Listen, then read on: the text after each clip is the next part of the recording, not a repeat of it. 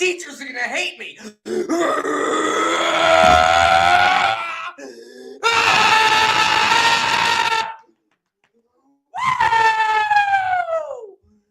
back at it, baby! Another week. Josh Jacobs is still running down the field. He's not stopping. Luckily, I didn't play him. Oh, my God. This week was crazy. Brian Robinson really capped the week off. Did you guys see his hat? Please Google it. Brian Robinson on the Washington Commanders.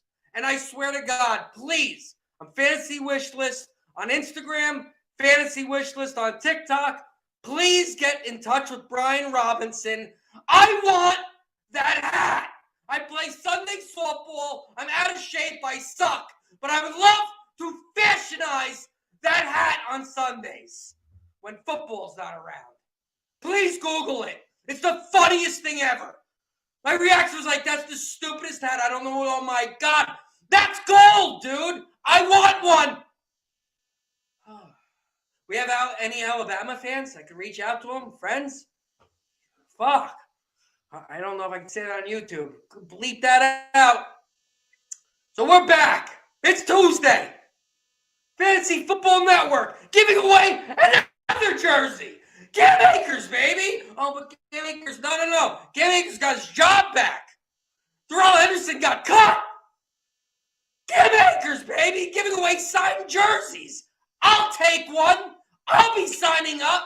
Check, subscribe, like. Look at the description, how to win the jersey below. We're also going to have another show of giving you all the answers. Starts, sits, trends, waiver wires, injuries. My God! Bo! Oh. Woo! You'll see me every Sunday on Spilled Coffee on the Fantasy Football Network on YouTube. But if you don't want to wait till then, we have a Tuesday. Hours of fantasy football. We're headed to the playoffs, baby! Woo! I'm doing pretty well with my teams. But if everybody needs help, I'll be watching. I'll be asking questions. Put in the comments. Let these analysts scramble with their brains. My ribs hurt for some reason. I think it's because I ate so much for Thanksgiving. I hope you guys had a nice Thanksgiving. I ate a ton. My plumber is not happy with me right now.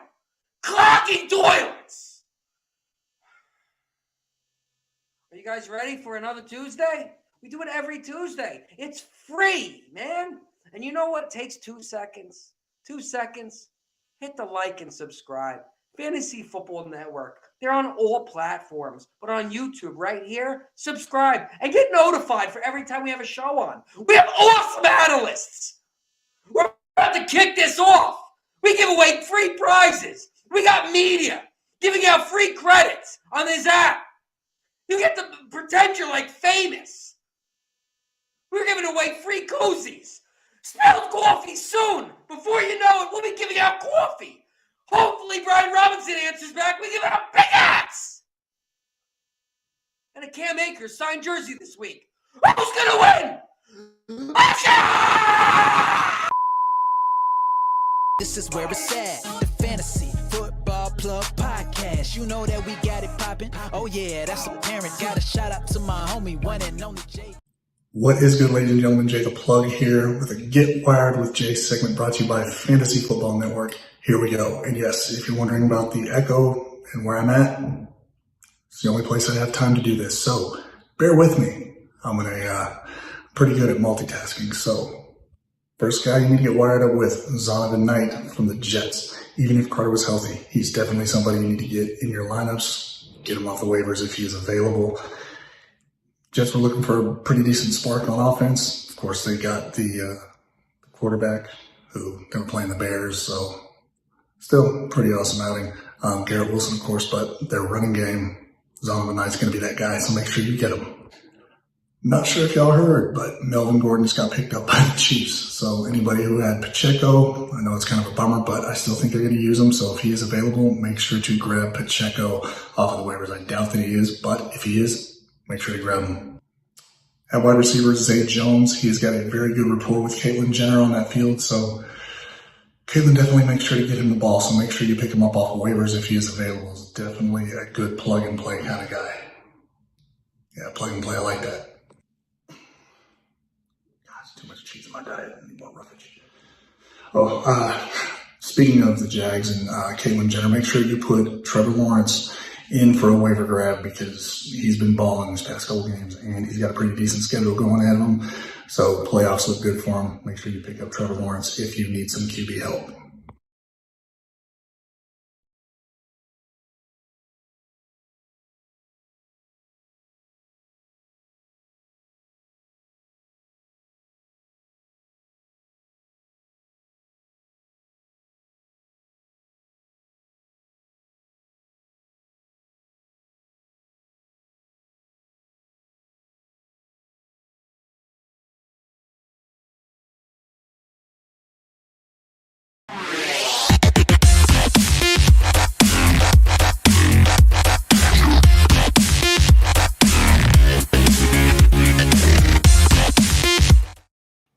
What up, what up, what up? Week 13, FFN'teractive. Tony, how we doing, buddy? Good. What's going on, Kyle?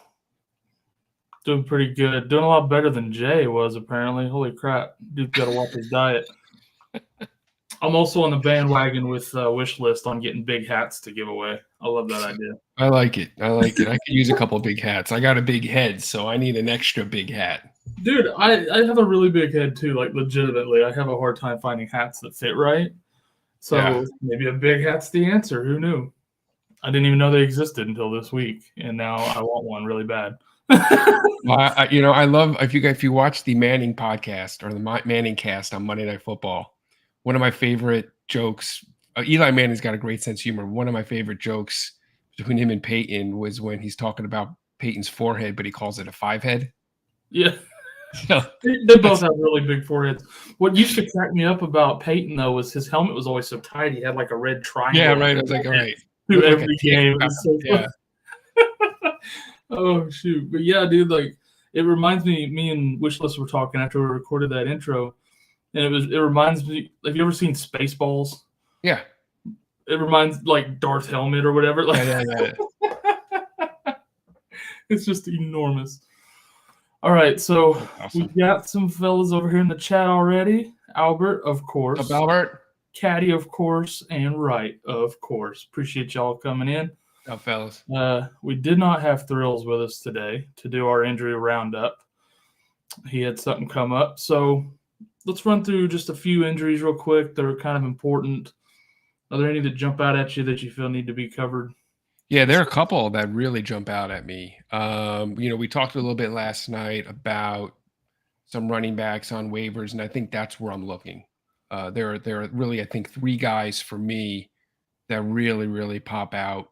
Jaylen Warren is one of them. It looks like there's a possibility Najee Harris can miss some time, and if that's going to happen, it's not going to be Benny Snell.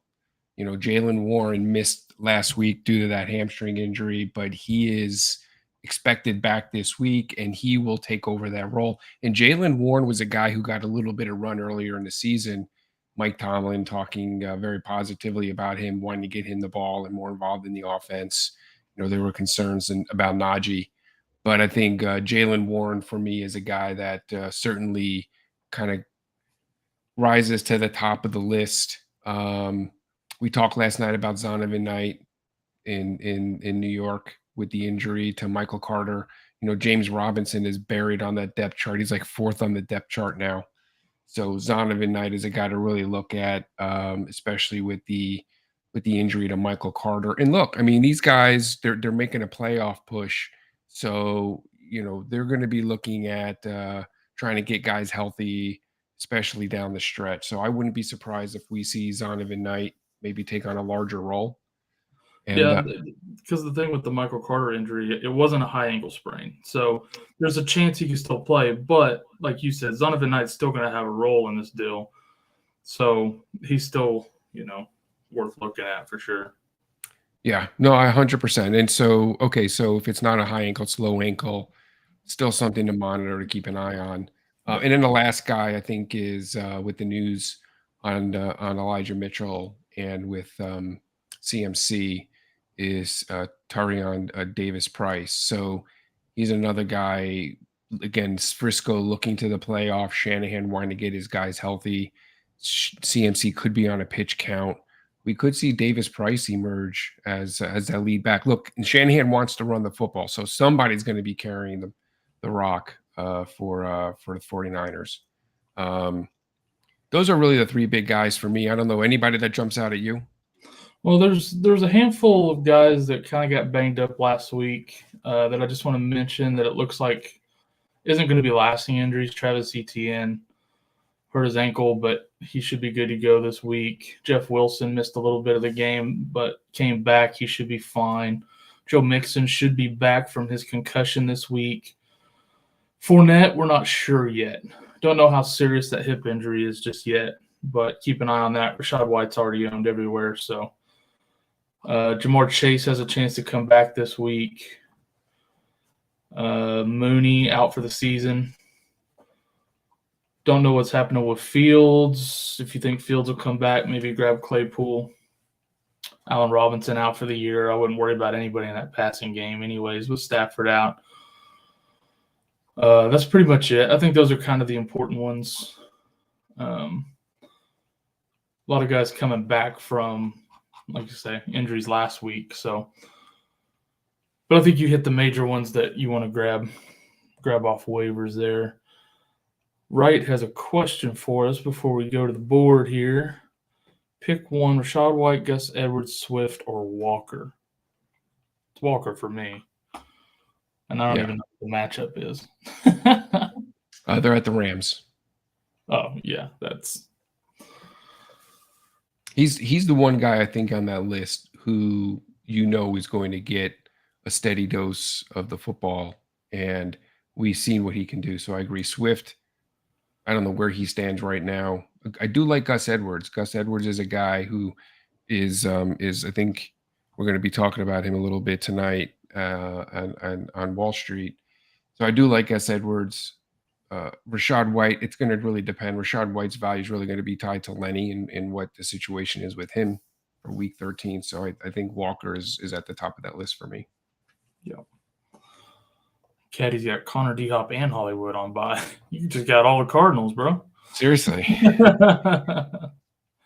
Yeah, we got Cardinals and Panthers on a bye this week.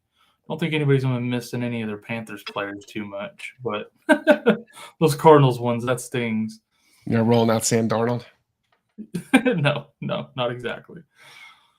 All right, let's hop on over here to the board. As you can see, a little bit different this week for everybody. Since the trade deadline is passed, we've gone to Dynasty Buy and Sell and Redraft Hold or Cut Bait. So basically, we're going to let you know some of these players, if you can let them go to pick somebody else up, or if you need to hang on to them and not worry about what's on waivers instead. So where would you like to start, Tony? You want to start on some dynasty buys here? Yeah, why don't we run through those? Why don't we just kind of do one category at a time? Yeah, I think that makes the most sense. Otherwise it's going to get a little confusing, I think, going back and forth between redraft and dynasty. So the guy at the top of your list was Mr. Garrett Wilson. Yeah, I think Garrett Wilson for me is kind of beginning to emerge as the rookie receiver that I'm beginning to like the most.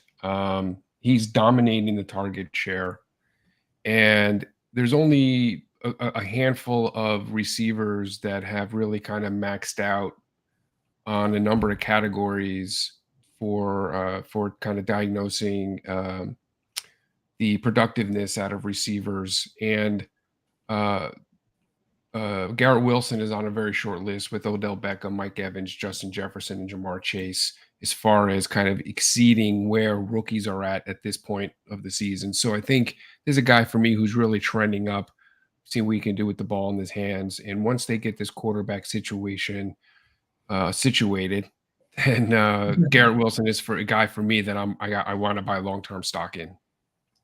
Yeah, and it's funny because everybody was really, really high on him going into the NFL draft. And then when he went to the Jets, I feel like dynasty drafters were kind of like suspicious that he could be productive in that offense, and he's proven he can be. Yeah. Very, very talented receiver. A lot of receivers in this class turned out to be very, very good players. Yeah, They have. So it's kind of like, figuring out which of the if you can kind of get one of them and make a move to capture one of them, which are the ones you really want to get onto your roster. And Garrett Wilson just seems to kind of have all the tools to be a very successful receiver at the pro level and a very productive fantasy guy as well. He's probably already in that low end wide receiver 2 range. Mm-hmm. Yeah, I like him a lot. Let's go to the next guy on your list, Mr. David Njoku. Yeah, so Cleveland last year supported 2 tight ends, and combined together, they really put up elite production. This system that they run, Stefanski runs in Cleveland, really does not necessarily put a spotlight on the tight end position, but they do utilize a lot of tight end looks. And Njoku, coming out of college, was considered to be one of the premier pass catching tight ends coming into the NFL. And I don't know if you saw that catch he made on Sunday, but this guy's got receiving chops. He's a freak. He's a freak, and he's been banged up. It might be a time to get him. I do see him already. He's definitely in the middle of the pack and the tight end 1 range. With Watson, this guy could kind of really jump up into your top 3, top 4. That's how good, that's how talented he is. I think that's how much of an impact Watson's going to make, and that's how much they really like to utilize the tight end in this offense. So he's a buy for me, dynasty long-term buy. And he's a young kid. Yeah, I like him a lot too. Unfortunately, the only dynasty league I'm in, you own him, and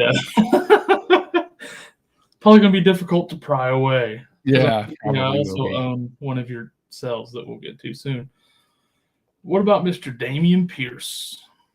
Yeah, I know everyone's down on Dameon Pierce right now, but look, here's what's going to happen. Houston's going to finish 1-16. They're going to have the number 1 overall pick in the draft in 2023, and their first overall pick will be Bryce Young. That Bryce Young will totally transform this offense, and that will completely change the value of Mr. Dameon Pierce. Dameon Pierce looks the part. He is a bell cow back, and I know that he's taken a couple steps back here in this very unproductive offense. But long-term buy, Dameon Pierce has got to be one of those guys that you want to try and get onto your roster. Yeah, it's like we mentioned last week. He's a guy that's really outperformed this offense this year. He's had some really good games considering where he's at. But it finally caught up to him these last couple of weeks. And this is a buying opportunity. Mm-hmm. There's a buying opportunity to get him. Remember, you're thinking long term. This is dynasty we're talking now. Yeah, absolutely. All right, one of my personal favorites, Mr. Ramondre Stevenson. Boomer Sooner.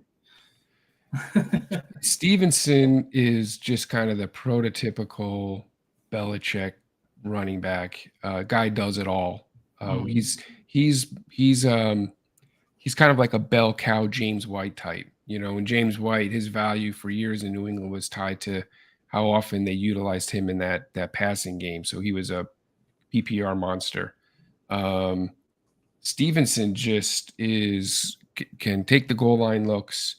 They can run the rock between the tackles, catch out of the backfield. This guy really does it all in this offense. And Damian Harris, his contract, he's going to be a free agent in February.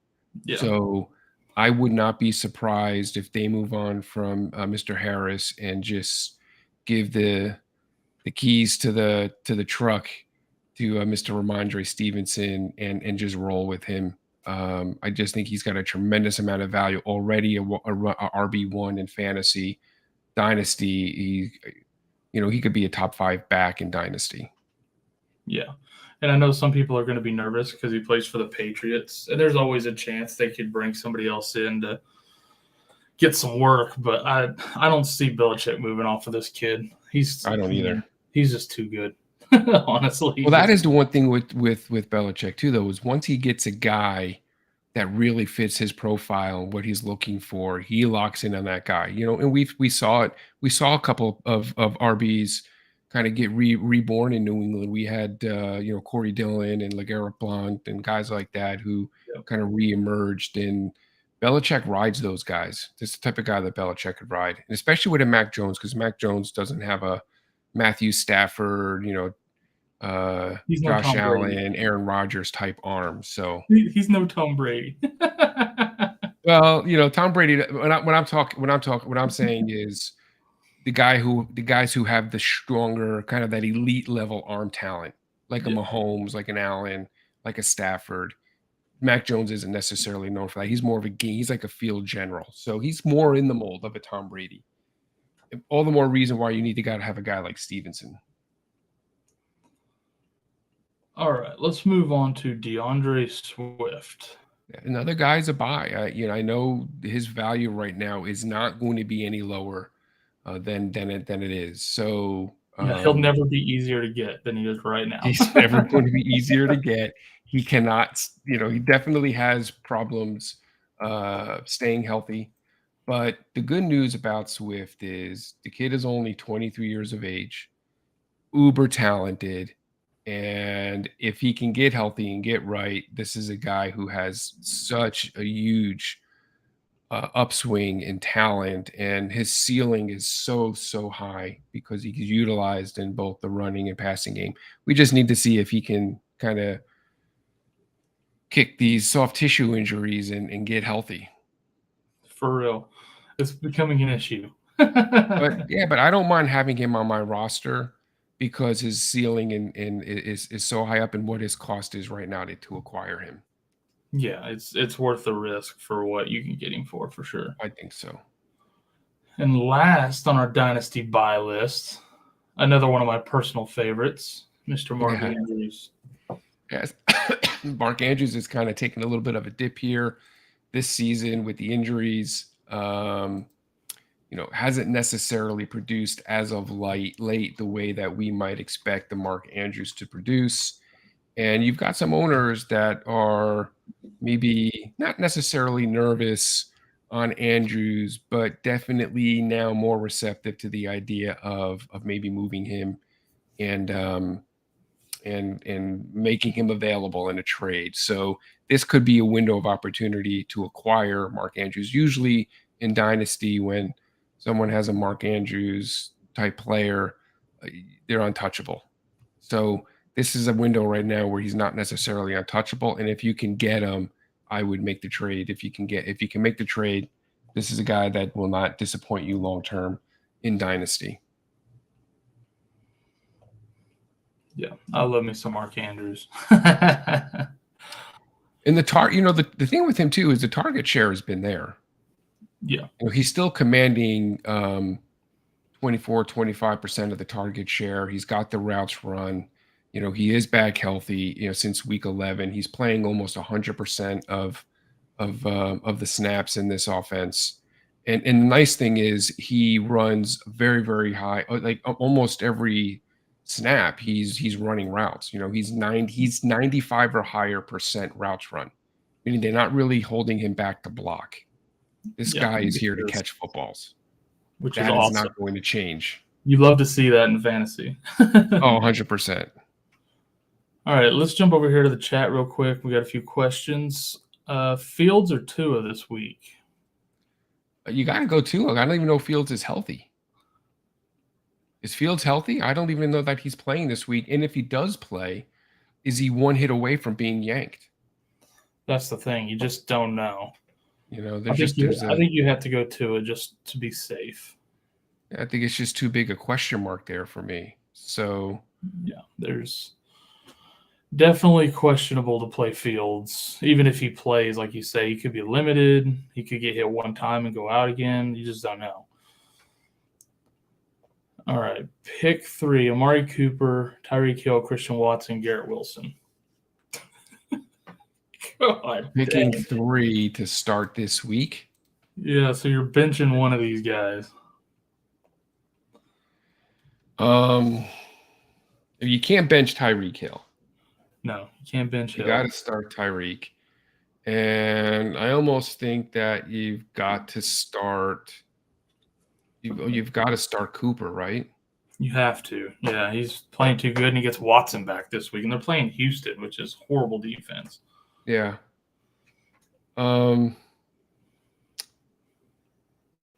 It's hard to bench Watson. Here, you know what's crazy is Watson's over the past 3 weeks, he's had 12 catches and 6 of them have been touchdowns. Yeah. So yeah, I don't think he's gonna be able to half of his catches are TDs. And that's my concern with Watson, is that the volume is not there. And we saw this a little bit last year with Jamar Chase. He came down to earth because you guys not going to go for a touchdown every 2 or 3 passes. What I like about Garrett Wilson is that this guy is more of the volume guy in this offense. I'm looking to make sure that White is starting and everything is pointing in that direction. That's the case. I think Garrett Wilson is my guy. Yeah, I think so too. With the injury to Rodgers, and I think they'll be running a whole lot against Chicago this week. Yeah, Garrett Wilson's my third there too. So you're benching Watson. I know it's tempting, but Cam, what's up, buddy? Says, how should I feel about James Robinson right now? Well, I'll tell you what. Stay tuned and you'll find out. Heavy dose of foreshadowing. He's on the list. He's definitely on the list for redraft. So yeah, maybe we just skip to redraft. let's just do it now. Let's just do them now. The question's there, so let's just tackle them and we'll put them up on the board.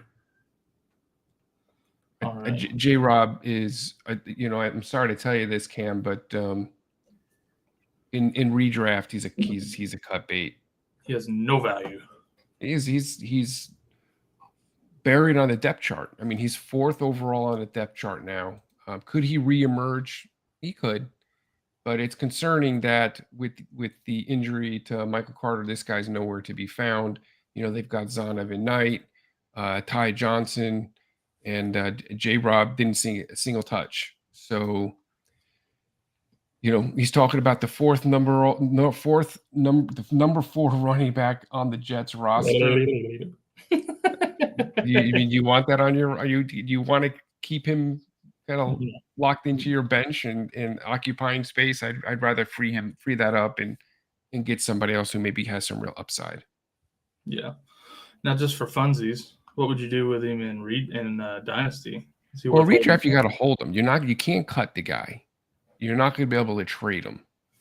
The one positive about J. Rob is we've seen glimpses of what he can do. He does have value as a dynasty running back, especially in the right situation, and he still is extremely young. Yeah. I want to say he's 24, so he's still really, really young, this guy. So he's not an older back. He's a young back.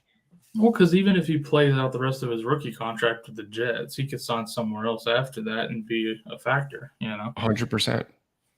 So Dynasty. Plus, I think we'll see with these Achilles injuries we saw with AKERs. It really might take more of a 2-year window to kind of make a full recovery from that. So yeah, let's give him an opportunity to have another year of recovery, and then let's see what we've gotten him. But as far as redraft, I don't think you can trust him. I agree. So Hell in the house. What's up, buddy? That's good. Dan wants to know, do I trade Godwin and Pittman for CD? I would. You do that? Yeah, I'd do that. You like CD that much? I love CD. And it's not a homer thing either. Like, yeah, I love him in real life. I'd let him father my children. But just from an objective standpoint, I like CD better than both of them. Oh, yeah. No, I definitely like him better than both of them. I was just you're giving you're basically giving two. Obviously, I'm operating under the assumption that he can spare the depth at receiver. Yeah, Godwin is a rock solid wide receiver too, and Pittman is maybe a low end 2, high end 3. But yeah, CD is a wide receiver one for sure. So you're definitely getting the best player in the trade. It's quite a bit to give, but if you can afford to do that, Dan, I would definitely get CD. You might be able to squeeze out another piece along with CD there. Just it's worth taking a look at, anyways. All right, let's finish this cut bait section since we started it. Nyheim Hines. Yeah, what's going on with Nyheim? What's with these teams like trading for players and not using them? I don't get it. Robinson are literally in the same boat, both in the NFL and on our board here. Yeah, yeah, I don't get it. I don't understand. Kind of making that move and then not utilizing him. So, I think we've seen everything we need to see, and at this point, you can move on. If you do have Nyheim Hines and I'm in a 14-team league. I have him. I just cut him recently. So at this point, you got to cut bait on him and move on from Hines. He's not going to do anything in this offense. Very unfortunate. Yeah. All right, the last guy in our cut bait. I was a little surprised.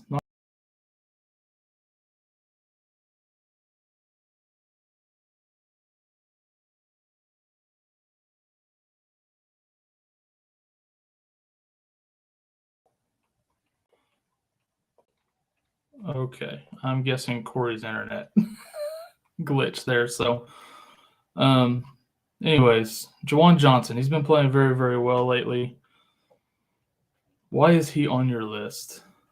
Yeah, I think I don't think he provides a very high ceiling.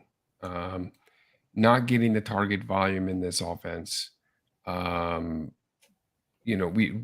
Olave is the guy. Landry now is getting more involved. With Kamara coming out of the backfield, and I just think you can do better. He's concerning to me as a starting tight end. I don't know that I really want to kind of trust him in my starting lineup, especially now that we're through buys. So, well, because I picked him up like last week off of waivers in a league. Just how do you do? He was just sitting there, so I was like, I didn't need him. I didn't even play him. I'm like, well, I guess I didn't need to do that. Look, this is kind of what I'm seeing. But if you feel something different, then certainly you got to run your own roster. But I think I have a hard time trusting anybody except Olave in this offense right now. Yeah. No, I think certainly that there's something to be said about that. But how many catches did he have on Sunday? How many yards and how many touchdowns? I can't even remember. Hold up. Zeros. That's right. Yeah. It was San Francisco. I'm just saying. He had a touchdown in 3 consecutive games before San Francisco. So right. And so people got excited about him. And so you had him through the bye weeks. But I personally... He only had 40-something yards in each of those games, though, and a touchdown. Yeah, he's just not getting the volume. And personally, when you're looking at who to get into your starting rotation, a guy that gives you the potential of posting a 0 is really not someone that I want to look to. And so, that's literally the lowest floor possible. It is the lowest floor it possibly is. Absolutely. The only way he could have been worse is if he hadn't got 2 targets. Absolutely. And so for me, I'm not waiting around any longer. We're going into week 13. Playoffs are right around the corner. I don't want to be bothered with a guy like this who can post because that could cost you a playoff matchup. That could cost you a trip to the playoffs. And the thing is with the tight ends right now, like earlier in the season, there were a lot of people out with injuries. You had Njoku missing games, Andrews missing games. I think Freiermuth missed a game. I mean, you've had Everett miss some time. Like, you've had all these injuries. They're all healthy now. They're all healthy. They're all playing. You don't need a Juwan Johnson to And there are hopefully guys on catch that waivers you can get. Foster Moreau might still be out there. guy. It's unlikely you can get, like maybe Nevin Ingram, but even a Tyler Conklin might be available back on waivers. His value changes again now with Mike White behind center. I just think there are other guys out there. And if you don't have a starter because you lost someone to some type of an injury, and I'm trying to think if there's anybody in the top 10 or 12 who that might apply to. I can't think of anybody off the top of my head, but there are guys you can get streaming, Noah Fance and Yeah. those types of guys. I'd rather go that route than roll the dice with the Juwan Johnson. Yeah. All right. Cadillac wants to know, could Debo be back? Yes, I think so. 100%. With no Mitchell and now the CMC knee thing, yeah. I think he could be back. I think he will be back, and I think I'm on him this week. He's actually, he's in my my boomer bust. So I Which love is the next Debo. show, so stick around for that. Love Debo this week. And look, We're they getting paid good this at guy a this. monster contract in the offseason. I just can't imagine that Shanahan does not want to get him going and getting him kind of on track, kind of ramping up for the playoffs. So 100%. I love Debo. This guy's a gamer, and I'm looking for him to get more involved in this offense now with the injury to Elijah Mitchell and with CMC's knee issue. Agreed. I'm going to pause here for a second, and here's our password for the night to put in for the jersey drawings. Get your entries. Password is comeback. Giving away a Cam Akers jersey tonight. Nice. Signed Cam Akers jersey. Got his job back this week, man. Like it. So get your password, get your entries. There's a link in the description of this video. Go down and follow all the instructions and get all your entries. I know there's some of you guys that have a ton of entries stacked up already from the previous weeks. If anybody here is new, they do roll from week to week. So get them in now. If you don't win this week, you still have the same entries and the same shot to win next week. So I didn't know that. Yeah, they roll from week to week. That's good to know. Not that I have a shot, but Yeah, you don't get to win. I'm going to throw this up on here for a second too. This QR code will actually take you to that to go in and do all the entries and all that stuff. So scan the QR code or go to the link in the description and try to win a Cam Akers jersey. All right, get rid of that. Back to chat. Thoughts on Saquon and K9 against Washington and LA this week? You're playing them. That's my thoughts. You're not benching those guys. Are there any other thoughts? I don't think you can't bench either one of them. That's pretty much it.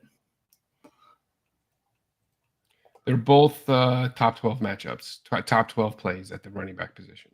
Yeah. Clayzo, welcome in, buddy. I am starting Devontae Smith over Paris Campbell this week. Can't trust Campbell as wide receiver too again. Definitely not against Dallas either. Not a good matchup this week. So I'm with you on Devontae Smith. They're playing Tennessee. That's a great matchup for receivers. What? I'm not crazy right now. I think the Philadelphia receivers are a little bit capped. They want to run the football in Philly. So yeah, but they're going to struggle against Tennessee this week. I don't disagree with you. I don't disagree with the take. It's a matchup based thing for me. In general, yes, I agree with you. I think they want to run the ball 100%. No, I think this week they're going to struggle, and it will cause them to throw a little bit more than usual. Maybe he says it's that, or I start Hollins. No, I'd stick with Smith. I think I would agree. All right, let's hit these dynasty cells. guy you got at the top of your list, Mr. Devin Singletary. Yeah, Devin Singletary for me is a guy that has some value right now, but Buffalo, I mean, they just seem like they're doing everything they possibly can to replace this guy. You saw them during the trade deadline. They tried to make a push for CMC. They tried to make a push for one of the other running backs that was available out there, and they couldn't pull anything off. They just do not seem to be in love with this guy. They have not been able to solve their running game, and Devin Singletary is not going to be the answer there. So I would be moving off of Singletary if I could, and trying to get somebody else that maybe provided a more upside long term. I just have to say, I do own him in our dynasty, and I hate seeing guys that I own on your sell list. Well, send me an offer. Maybe I'll take him off your hands. Maybe that's what this is all about. Maybe so. I do. Yeah. You got Njoku, I got Singletary. Let's make it happen. All right, next guy, Juju Smith-Schuster. Again, guy who has value this year, long term. I don't think he's going to be the answer there in Kansas City. And a guy who I kind of maybe was a little bit down on after the Kadarius Toney trade, Sky Moore. But Sky Moore to me now is a guy who's really beginning to become more and more appealing. So this is a guy that they're heavily vested in. This current kind of front office and coaching staff, this is their guy. They drafted this guy. So I just think we're going to see this team next year kind of begin to transition more into an explosive offense with Kadarius Toney and Sky Moore, and I just don't think Juju is going to have a whole lot of value. So for me, he's a dynasty sell. Yeah, I agree with that. Guys roll over. Clayzo says Juju can have my kids, though. I'd rather let Kelsey have my kids on that team than Juju if I'm picking somebody. Cadillacs got a corrupt commissioner. League manager wants me to tank for him to squeeze a spot in the playoffs. Interesting. That's called collusion, my friend. That would be called collusion. All right. Next guy on the list, Alan Lazard. I think this one's fairly obvious why. Yeah. Well, you take it. 2 words, Christian Watson. And I'll give you 2 more, Aaron Rodgers. That too, yep. I think, I totally agreement with you. This is going to be the Christian Watson show.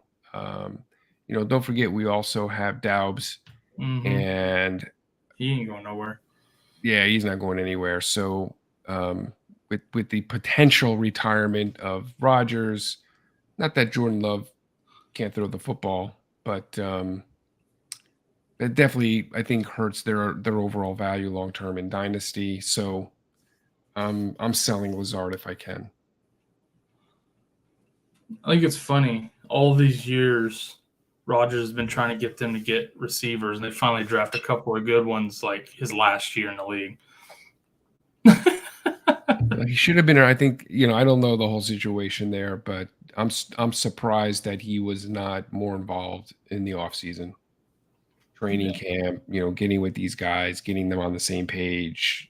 Well, you saw how long it took them to get on the same page because of that. And a lot of that is chemistry. We saw it on multiple teams, actually. We had talked about that earlier in the year. The first 4 weeks of the regular season were basically preseason.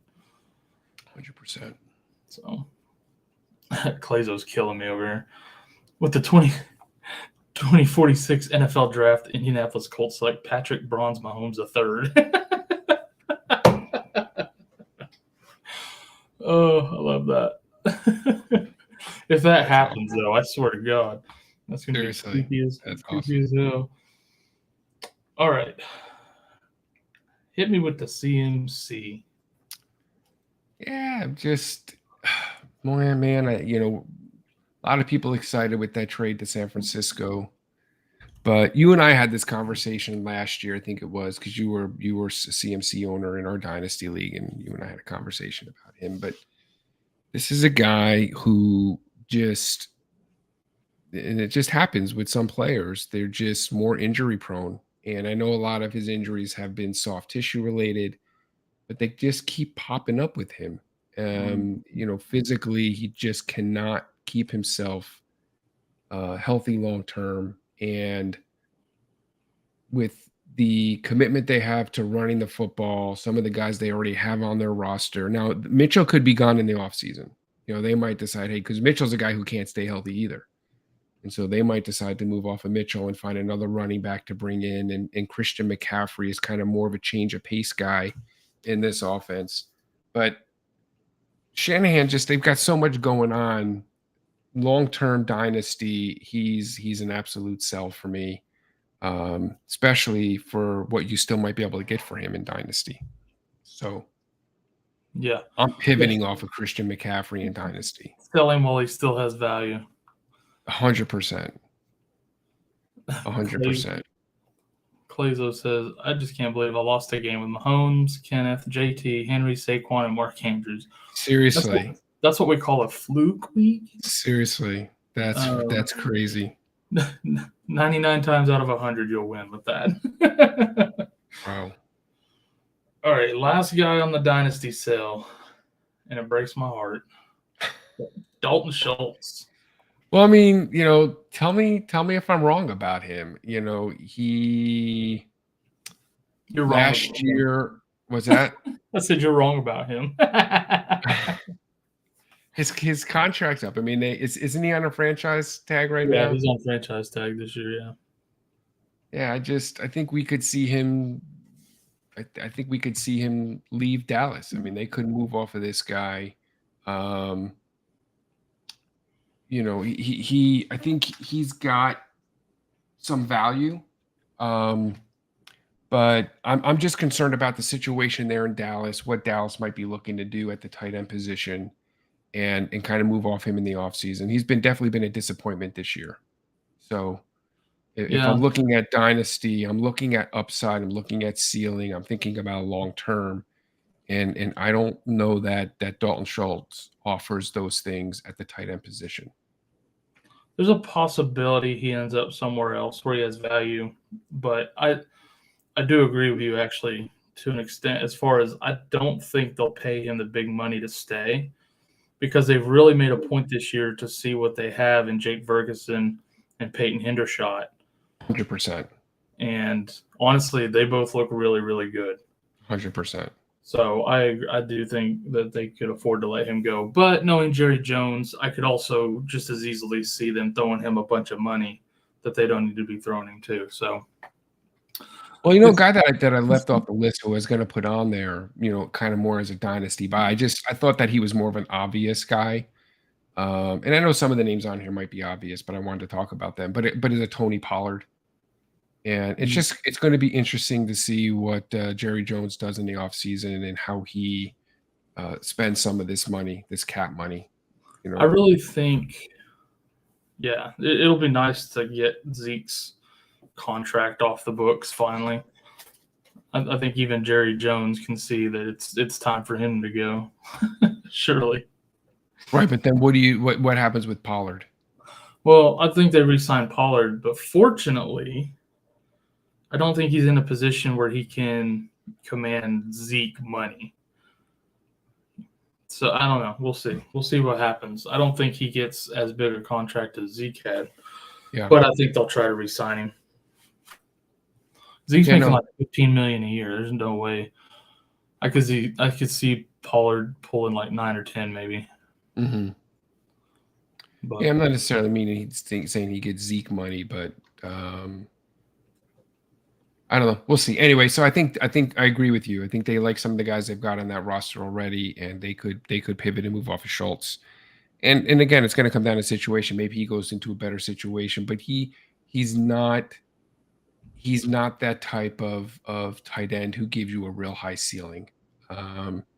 Who could be explosive and blow up on any given week. He's not a Kelsey or Andrews type of player. No, well, and I threw Njoku. I think we're going to see some really good things from him. I think there's some other guys out there that I would be more interested in having on my roster long term at the tight end position. Honestly, right now you could probably trade him for Pitts in Dynasty, and Pitts has upside, but I think Hawkinson has a ton of upside. Goddard has a ton of upside. Guys like that. Like if I'm trying to buy into a tight end in a dynasty league, those are the guys I'm really looking at. Clayso's mad at Dalton. He went off on him this week, I guess. Had his best game of the season this week. Yeah. All right, let's hit these redraft holds real quick. And we will start with Kyren Williams. Yeah. I know you got Kyren Williams. I do. In a lot of my redraft and my dynasty, yeah. Yeah. So are you nervous about him now that you've, kind of with AKERS reemerging a little bit? I like you more as a long-term dynasty guy than I do as a redraft this year. Yeah. Okay. Would you feel better if I told you that Kyren Williams got 100% of the passing down work? Does that make you feel any better? A little bit, yeah.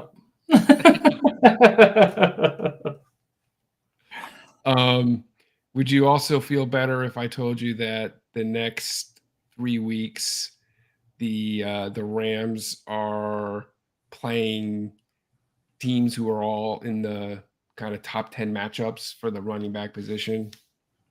Yeah. So I'm not saying go out there and trade for Kyren Williams, but I'm telling you, if you got Kyren Williams, I'm holding him because of the role that we've seen. We just kind of are seeing him take over in this offense. We've got a couple of injuries now at the receiver position with Kupp and Robinson, and now with Robinson. So this guy, 100% of the passing down work went to Kyren Williams. Hold this guy because he could be of value for you here down the stretch. What about Mr. Gus Edwards? Gus Edwards, here's another guy. I mean, we almost forgot about Gus Edwards. He returns back to the lineup and takes over all of the touches. Ran the ball 16 times. So the other nice thing about the Ravens is that they have the number one schedule for running backs rest of the season. There's a lot to like about Gus Edwards. Absolutely. So we're not doing buys, right? Because it's the trade deadline is over. So we're doing holds. If you can grab him off of waivers, grab him off of waivers. Yeah, if he's still available on waivers, your league is not paying attention. Yeah. Same with this guy, Rachaad White. Yeah, I know Rachaad White. Any of these guys are available still. Your league isn't paying attention. It's unlikely that Rachaad White's available, but I think I put him on the list because I didn't want anybody to kind of have second thoughts with White if Lenny comes back. Rachaad White is not going to disappear in this offense. Chris Godwin was the leading receiver on Sunday with 12 catches. Rachaad White, the number 2 receiver on this team with 9 catches, 45 yards. That's a monster role for a running back. And oh, by the way, he ran the ball 14 times. So, we've seen him now take on more of a 3-down back type role here just the 1 week. Know that he's capable of carrying that load. And I think Tampa Bay wants to see what they got in this kid. He is a bit more explosive than Lenny Fournette. Lenny's been very unproductive, very inefficient running the football. So Rachaad White to me is going to be a big time hold. What about his teammate, Mr. Evans? He's been we talked about Mike Evans weeks here. Yeah, Mike Evans is a boomer bust type player. But don't panic on Mike Evans. Mike Evans is still going to have his games. He's still going to put up points. Here's the nice thing with Mike Evans.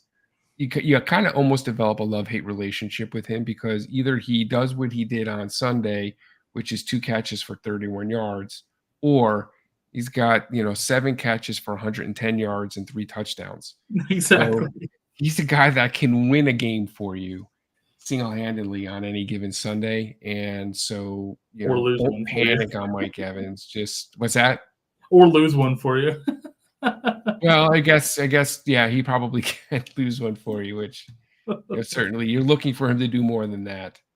But if you got him on your roster, you probably almost have to play him and ride him out and just hope for the best. I mean, you can't really move off him, right? Yeah, I mean, especially after the trade deadline now, like, you can't trade him, so you're riding him. You're definitely not cutting bait there, so you just got to have faith that he'll have those big games every once in a while. Hopefully in the playoffs. Yeah, well, when you need it the most is, of course, when you want it to happen. But yeah, yeah. All right, last guy on the list, Mr. Sky Moore. Do we need to talk more about Mr. Sky? This thing's not cooperating. There we go. You got me? Yeah, no, my board wouldn't cooperate over there. It kept trying to mess up. Yeah, I've got my eye on Sky Moore right now. I'm holding him. I think this guy took over the Mecole Hardman role, especially with Kadarius Toney not playing, and I'm curious to see what what's going to come with his involvement in this offense. He did dominate a kind of a nice little target share. Kelsey, of course, was your number one guy, 22%.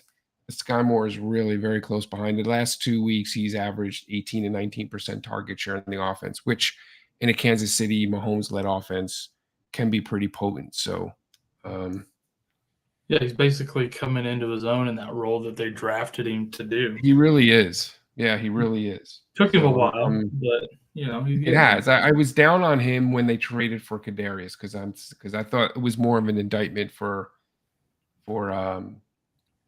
Sky Moore. But look at what the Dolphins are doing, and I think people are taking notice of what Mike McDaniels is doing in Miami with Tyreek Hill and Jalen Waddle. So you put Moore, and you've got Kadarius Toney, and you put even a Mecole Hardman, and you got 3 guys who can stretch the field a little bit, and that becomes pretty dangerous. Absolutely. All right, that's going to do it for us on Wall Street. Hang out for a minute. We'll be back with Boom Bust, and we will see you then.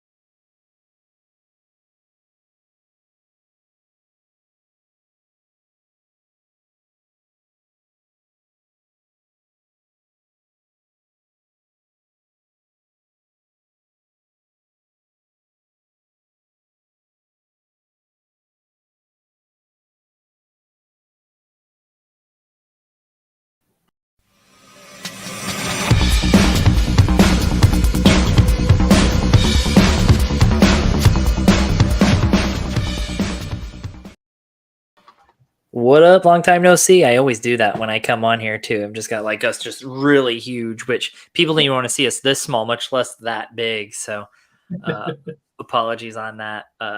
Well done on the little switch up there on Wall Street, guys. That was awesome. A little bit different spin. Yeah, a little bit different spin on it. We're past the trade deadline. You got to change things up. Yeah, adapt and overcome.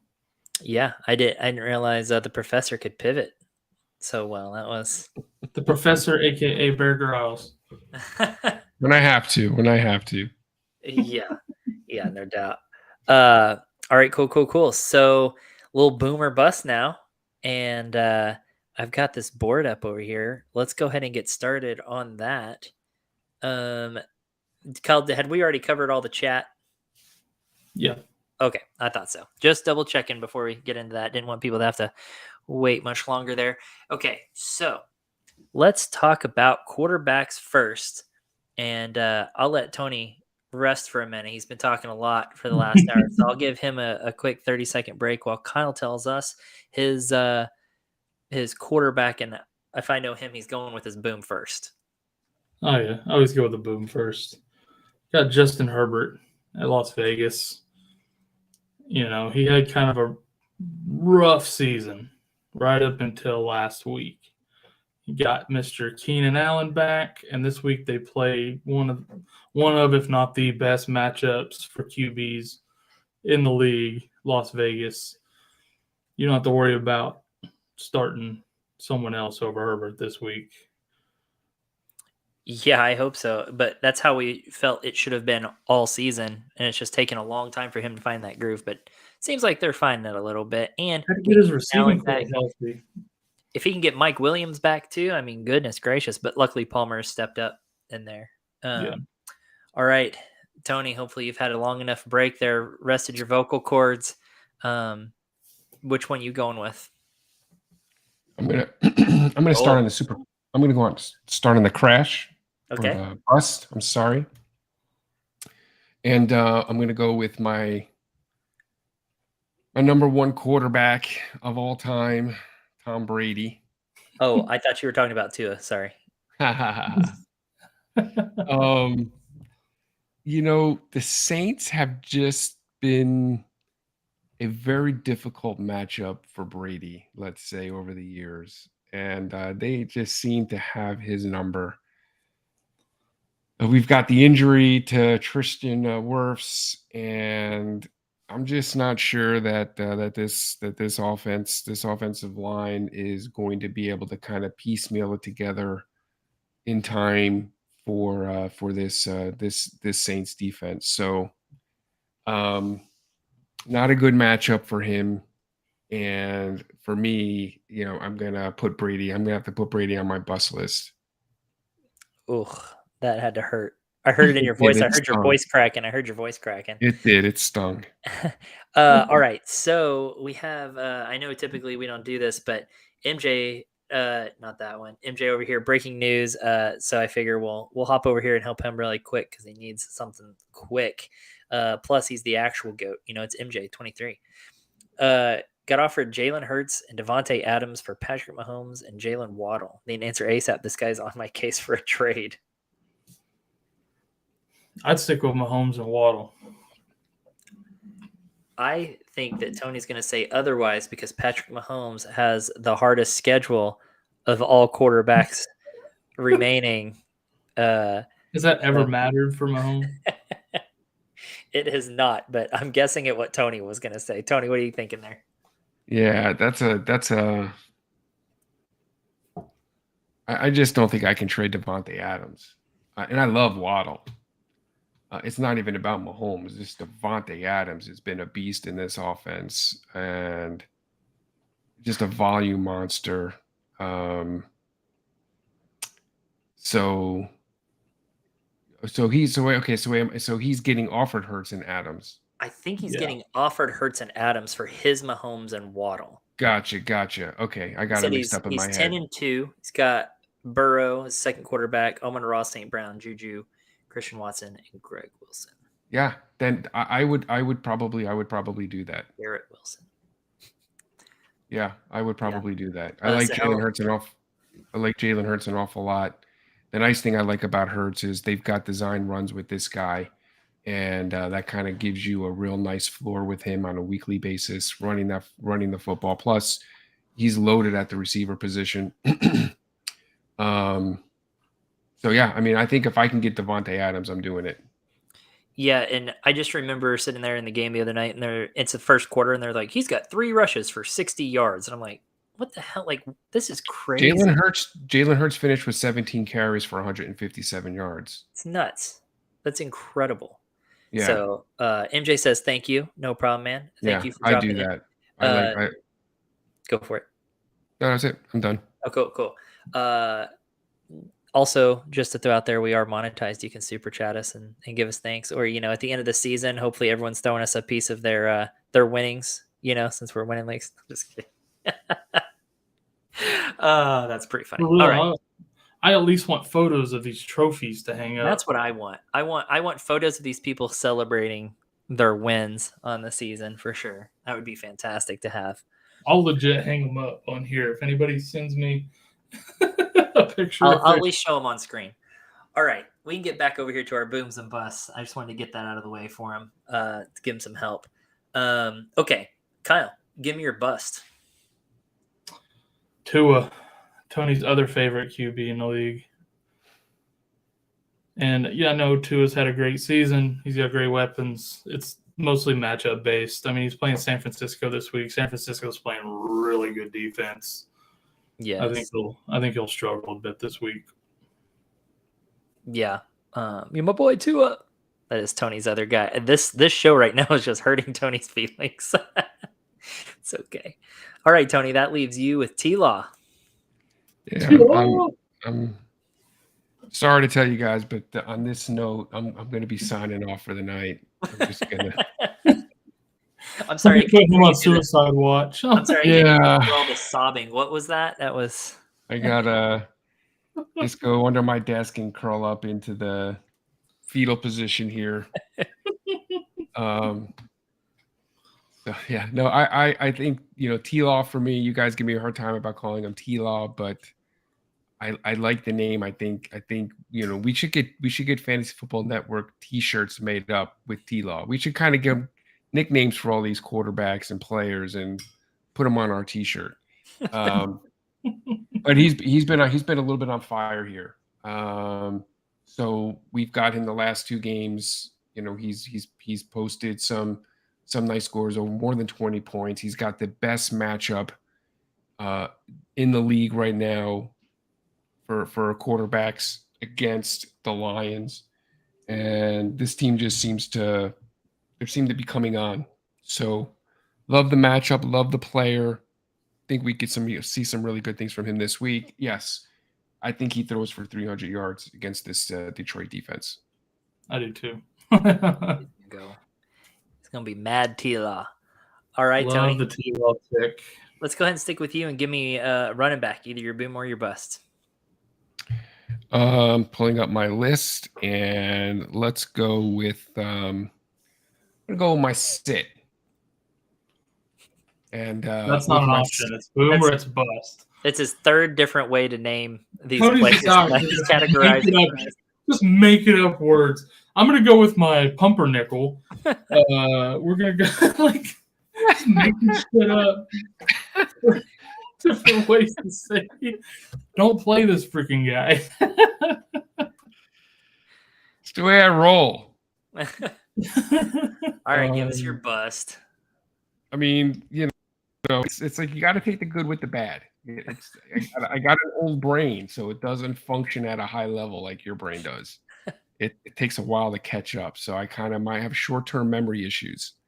I can't remember what I used from 1 minute to the next. So what are we calling it now? Ride the Pines. So my Ride the Pine guy of the week is Devin Singletary. Bench warmer of the week.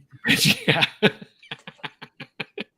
It's a no-brainer, I think, because Buffalo is at New England, and it's going to be a brutal matchup for that Bills running game that already doesn't really kind of have much of an identity. So Devin Singletary for me is a guy who must stay out of your starting lineups. It's like that old joke, plays guard end and tackle, sit at the end of the bench, guard the water, and tackle anyone who comes near it. Yeah. I'm not. Can I be a mod? I can't join as a member. Twitch. Oh, Modding is a Twitch thing, I think. Oh, got it. I was like, I don't know what that means. But okay, going back over here, Kyle. Which running back you going with? Oh, I guess I'm going to give you my pumpernickel first too. Okay. Latavius Murray. I know he's getting all the carries there, but that offense is a mess. Baltimore's not a great matchup. I think they're going to focus up on Murray and make Russell Wilson beat him in the passing game, and I honestly don't think he can. So I have little to no faith in that offense. Yeah, I'm not playing Murray against Baltimore. No, Hard pass for me. I don't blame you there. All right, Tony, bring us back to you. Which one is your boom? So my to the moon guy for the night is going to be Mr. Isaiah Pacheco. I mean, can you guys still hear me? Are we frozen? Yeah, just waiting on you to say so. Okay, it's frozen on my screen. I'm sorry. Yeah, so this don't look now, but Pacheco is beginning to come on in this offense. He had a nice utilization in this last week's game. You see Andy Reid starting to get him more involved in the offense, running the football. I'm beginning to kind of see this guy as like an RB, low end RB2. So he's a guy for me. I think this week could have a real nice game. I've got him in my starting lineup as my boomer. I don't know. I just have such a hard time trusting any running back in there. Who knows? Melvin Gordon's going to come in and get all the carries this week or something stupid. I don't think that's likely. And he didn't have a crazy good game, but he ran the ball 22 times. He ran against a very good run defense with the Rams. He got a touchdown on the ground. Just the one catch coming out of the backfield. But when's the last time you saw Andy Reid ride a running back for 22 touches? So I mean, that goal line carry, even just blasting it up the middle, that's right. Unlike them even. I mean, it's a little bit different style of play. That whole offense has been this year. 100%. So, Kyle, that leaves us with you and Jay Will. Yep, me and my non-bust of the week. Mr. Jamal Williams. Yeah, he's playing against Jacksonville this week. Obviously, he's the number one guy there right now for whatever reason. They're not wanting to play Swift a full complement of snaps, but he definitely benefits from that. And Jacksonville's an amazing matchup. I think he could have another multi-touchdown game this week. It's seeming that's where we're headed with that. And honestly, I think you just merged our... Yeah, I was like, wait a second, I'm missing somebody there. I had unevened my own thing. Isaiah Pacheco was like a dog humping Jay Will's leg there. Like, bye. Like, what happened? That's a weird analogy there, Kyle, that you came up with. You're a weird analogy. I know. Jamal Williams, by the way, keeps wearing cleats made by our very own Jay the Plug that was giving your waiver wire picks at the beginning of the show and part of the network. Just throwing that out there. Jamal Williams getting lots of shoes made by him. So that's pretty fun. They reached the end zone last week. So good times. Good times. All righty. I'm going to take a moment here and just throw a QR code up on screen if I can get my computer to work. This QR code, if you scan it, will take you to the contest entries. I know there's the link down in the description below, but this QR code will also take you to it. If you're having trouble finding that link, you can scan that on your phone. It'll take you right to it, get all your entries in and everything. And in case you're curious what the bonus word of the night is, it is comeback, because we're giving away that Cam Akers jersey. So Kyle, you got that on hand to show off? Yeah, it's still in the wrapping. Oh man! All right, let's see that Cam Akers jersey. It's folded funny, so you can't really see. I see some yellow and blue. Does it show the signature at least? I took it out, but I folded it back and put it back in. Oh, that's trash. It should. Yeah, you can't see the signature, but it's there. I know. I checked it. It is there. It's a signed Cam Akers jersey. We're giving it away for free tonight. So get in also there. Want to point out that QR code got Corey over here looking like Brian Robinson with the big hat. Heyo. Heyo. I said Dale. All right. That's so stupid. Daylight come and me want to go home. I had a Beetlejuice flashback. Yeah, I did too. I don't know why people Don't watch say it that. 2 more times. We're so stupid.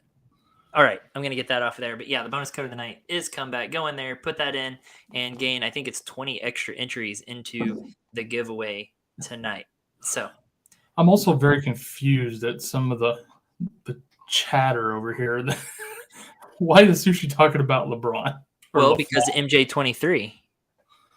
Talking about LaFlop. Oh, yeah, that's a good point. I thought it was pretty funny earlier when we were talking about all the flopping going on in the World Cup games, and you were like, it's like 11 LeBrons versus 11 LeBrons. And Yeah, I was like, well, it's more like 11 LeBrons versus 11 James Hardens, but same thing. The flop, oh, that's too funny. flop James and flop Harden. Oh, that's too funny. All right, let's see. Question of the hour: who's the must start at QB this week? We kind of saw that board, but so you got Justin Herbert and Trevor Lawrence are up there right now. Do you guys have anyone else is a must start quarterback this week? Well, I want to be clear that the boomer bust is not necessarily our top start of the week. Correct. It's guys that we think are going to outproduce maybe projections or where you kind of see them in the rankings. That's a good call. Obviously you're not starting. I have Trevor Lawrence. I'm not starting Trevor Lawrence over Josh Allen. I'm not starting Trevor Lawrence over Patrick Mahomes Right. But I do think he outperforms this week. So what exactly is the question? Who is the must start? Yep. I think Josh Allen's always a must start, yeah. Mahomes, always a must start. Or are we looking for Deshaun Watson being your must start? No, I think your top must starts are Mahomes. I think Jalen Hurts is a must start. Yep. I think Josh Allen is a must start, like you said. So and I Burrow, do love Herbert. Herbert is a good one there. As far as this question, he's asking down at the bottom, like for DFS related, who's the cash start QB? Ooh. Yeah, I haven't looked at DFS yet as far as the dollars, and I can't tell you. Well, it doesn't reset till tomorrow, but if you had to guess based on what you think will be cheaper, I'm going to say Trevor Lawrence. Mike White. I think he's going to have and I think he'll be super cheap compared to some of these other guys. Give me the value of Mike White. No, I'm not. Well, I wonder what Deshaun Watson's value is going to be in DFS. Yeah. I wonder where he kind of rolls in at. He's the guy that I'd be looking at. So yeah, but I agree with you. I think T-Law is probably the guy that I'm got my eye on. Interesting. And you got a great stack with him, both with Kirk and Zay Jones now. Very true. And then with Etienne banged up, I don't know, is Etienne coming back this week? Because that puts even more. He's supposed to be back. They said he was clear to come back last week, but didn't.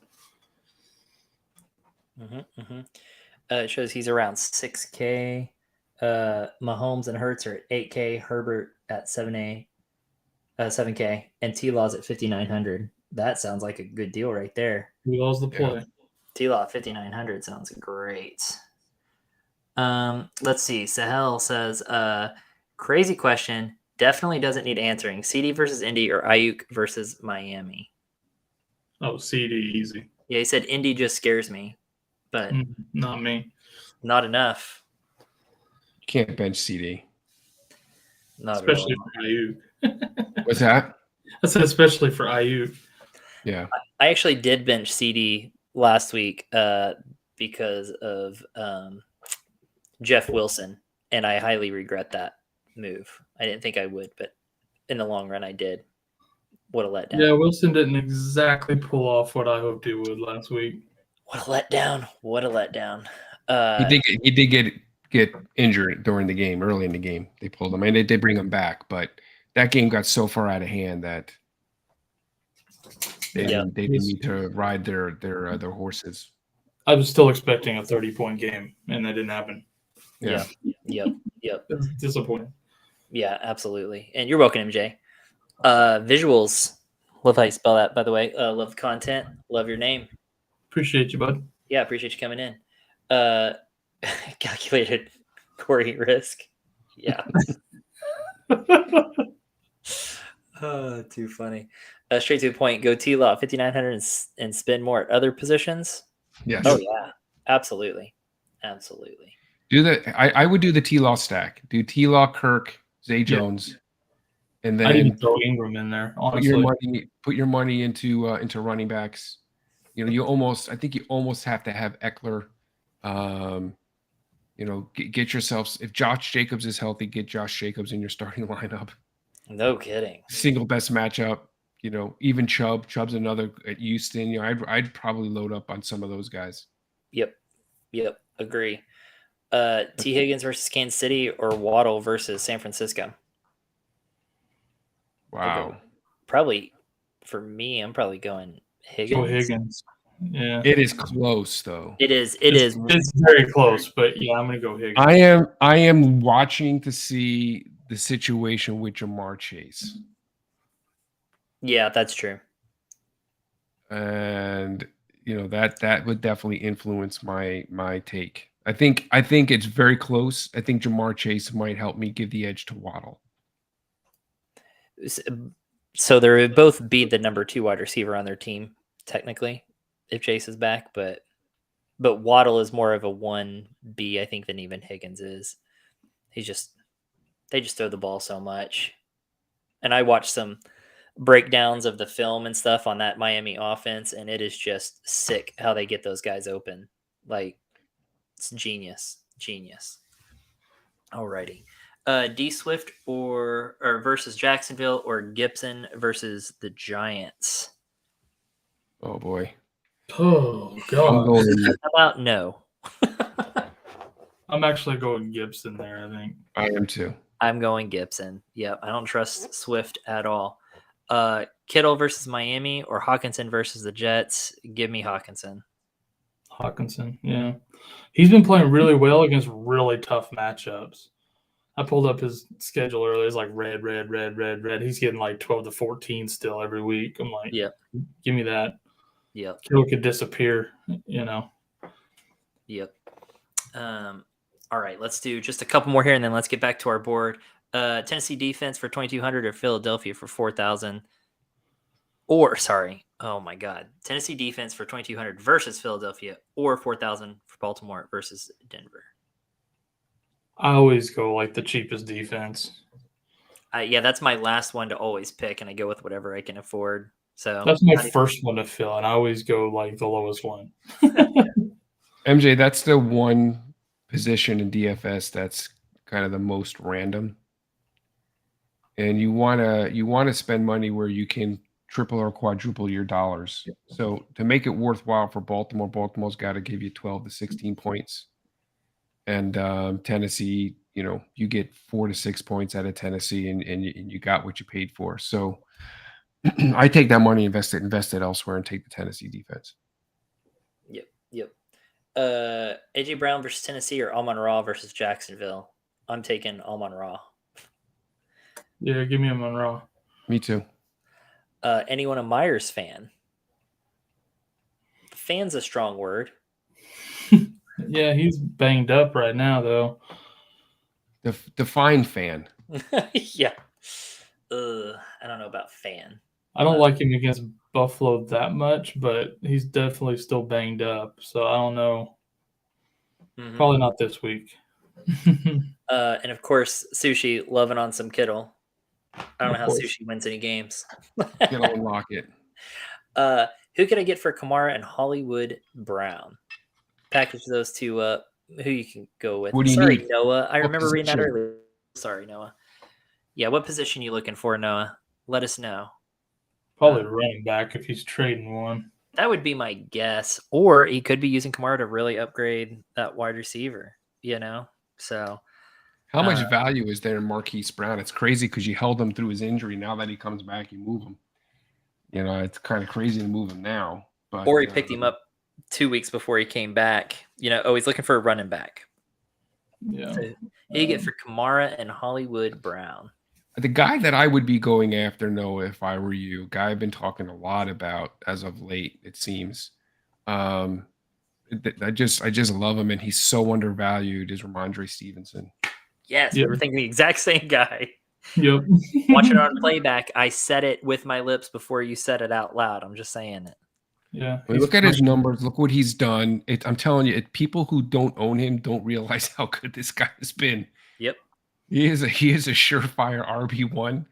And unlike Kamara, Belichick knows exactly how to utilize this guy. Mm-hmm. And speaking of that team, visuals also wants to know, how about Mac Jones? So I wanted to know about Myers. I don't think he's a startable QB, man. No, he's not fantasy relevant. Did we have any other running backs here for Noah to go after besides Stevenson? Yeah, go after your big name guys. I'd be going after Chubb. Chubb's got a beautiful matchup this week at Houston, or against Houston. I like Walker a lot. Kenneth Walker might be a guy to go after. JT. You know, you're giving some name guy. It just depends on how people are going to value Marquise Brown. Yep. Yeah. And if you could get a little bit of an upgrade. So here's my thing. I'm going to go off on a little bit of a weird thing here. Say you trade for like Jeff Wilson and a little bit of an upgrade at wide receiver. Like, I would see that as a good deal, because I don't know that I like Kamara going forward much more than I like a Jeff Wilson. Am I wrong there? No, I like Jeff Wilson better. But where his value is, like you said, you can actually upgrade a receiver there with a Jeff Wilson. So I think that's a pretty lateral, if not an upgrade move in running back. But the name of Kamara carries a lot more value, and you could probably do just as good at running back and upgrade a wide receiver position too. Well, if you I don't dislike your idea, Corey. I think if you go that route, a name that then jumps out at me right away because of the players involved are like a James Conner.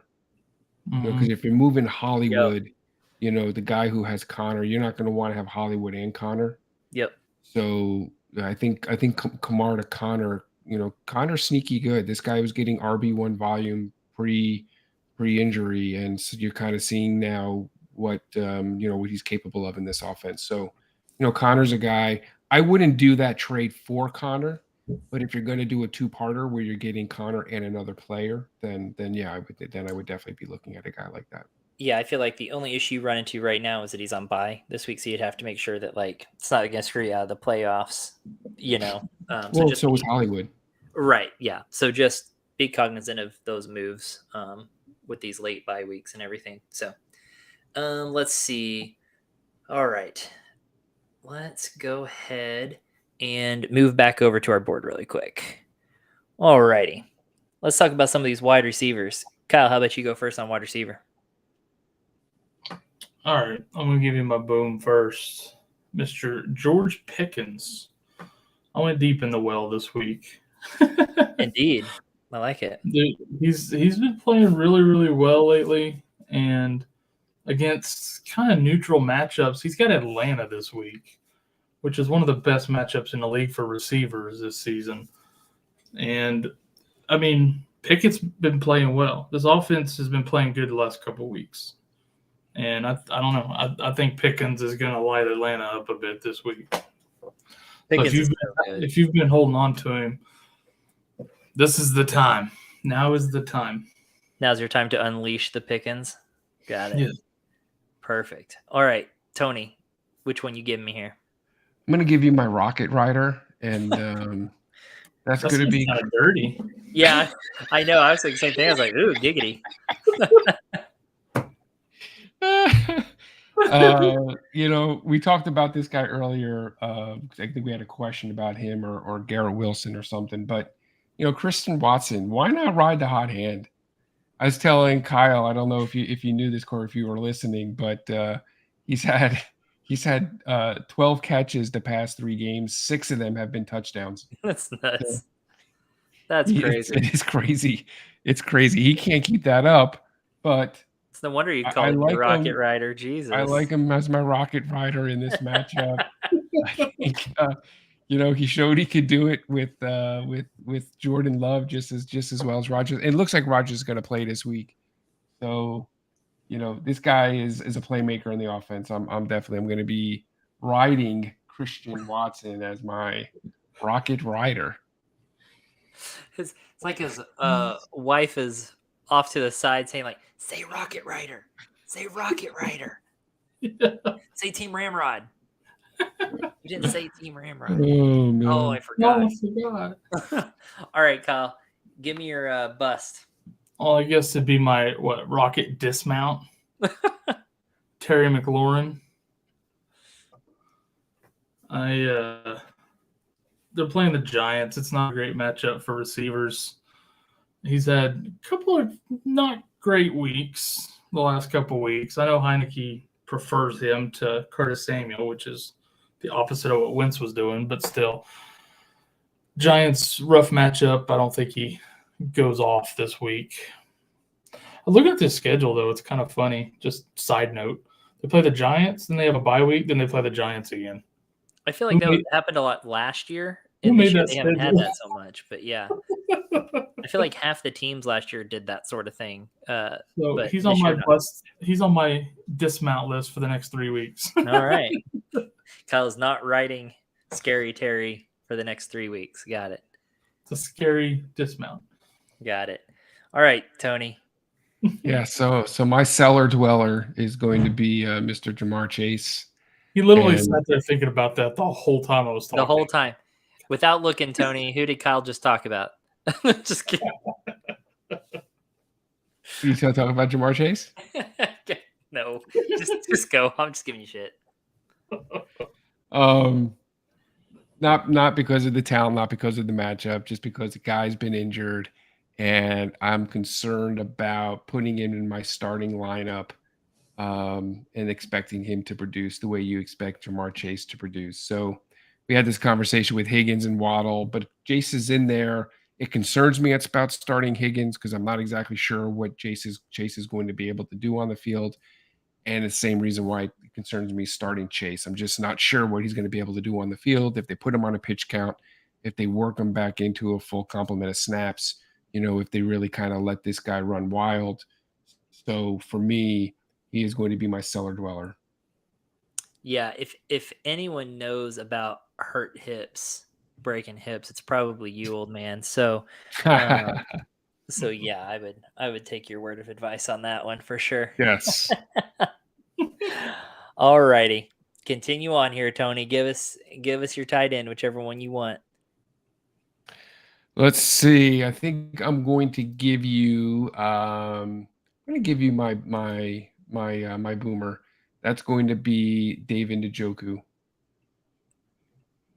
Oh my gosh. There we go.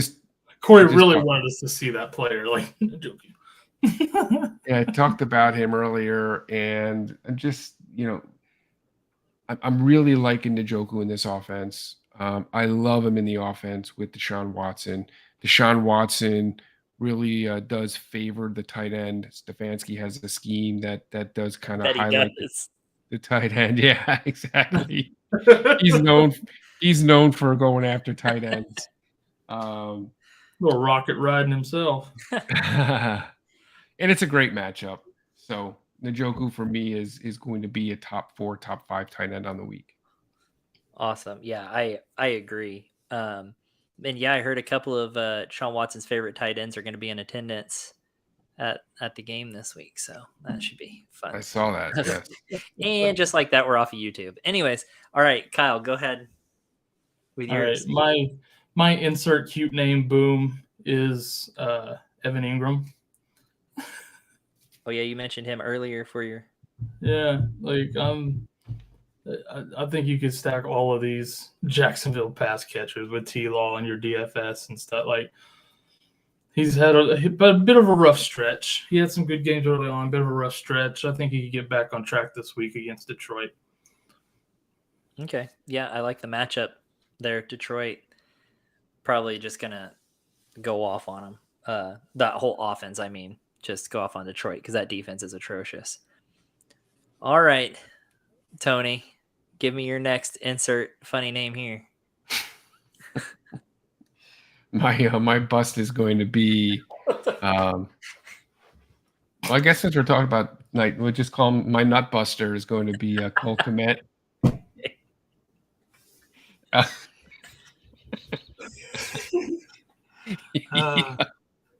Brutal matchup. Not sure who's going to be throwing the football this week for the Bears, and so he's kind of been beginning to disappear a little bit in this offense after a nice little run. Don't really trust him. Going to be riding pine. Yeah, I'm not trusting him. It's funny. We went from not trusting Cole Kmet to then he's just going off, and now we're back to kind of not trusting right now. All right, Kyle, give me your vegan of the week. All right, my finger poking through the toilet paper of the week is Greg Dulcich. Pretty much anybody in this Denver offense, but he had a few games early on. Everybody jumped on the train, and yeah, it's kind of proven that maybe we got on it a little too early. And yeah, it's not a terrible matchup against Baltimore, but you can't trust Russell Wilson to do anything. Yeah, you're not liking that offense at all. That's your second Bronco to put on the bus list this week. And honestly, I don't know that I could disagree. That offense is atrocious. Ugh. All right, guys, let's go into our Super Smash and Super Crash. That's what we're going to call them. Shut the hell up. This can be any player from any position that you think is going to be your big boom or your big bust of the week. Tony, let's start with you. You can give me either your Super Smash or Super Crash, whichever you prefer. So I'm going to be going with my climax.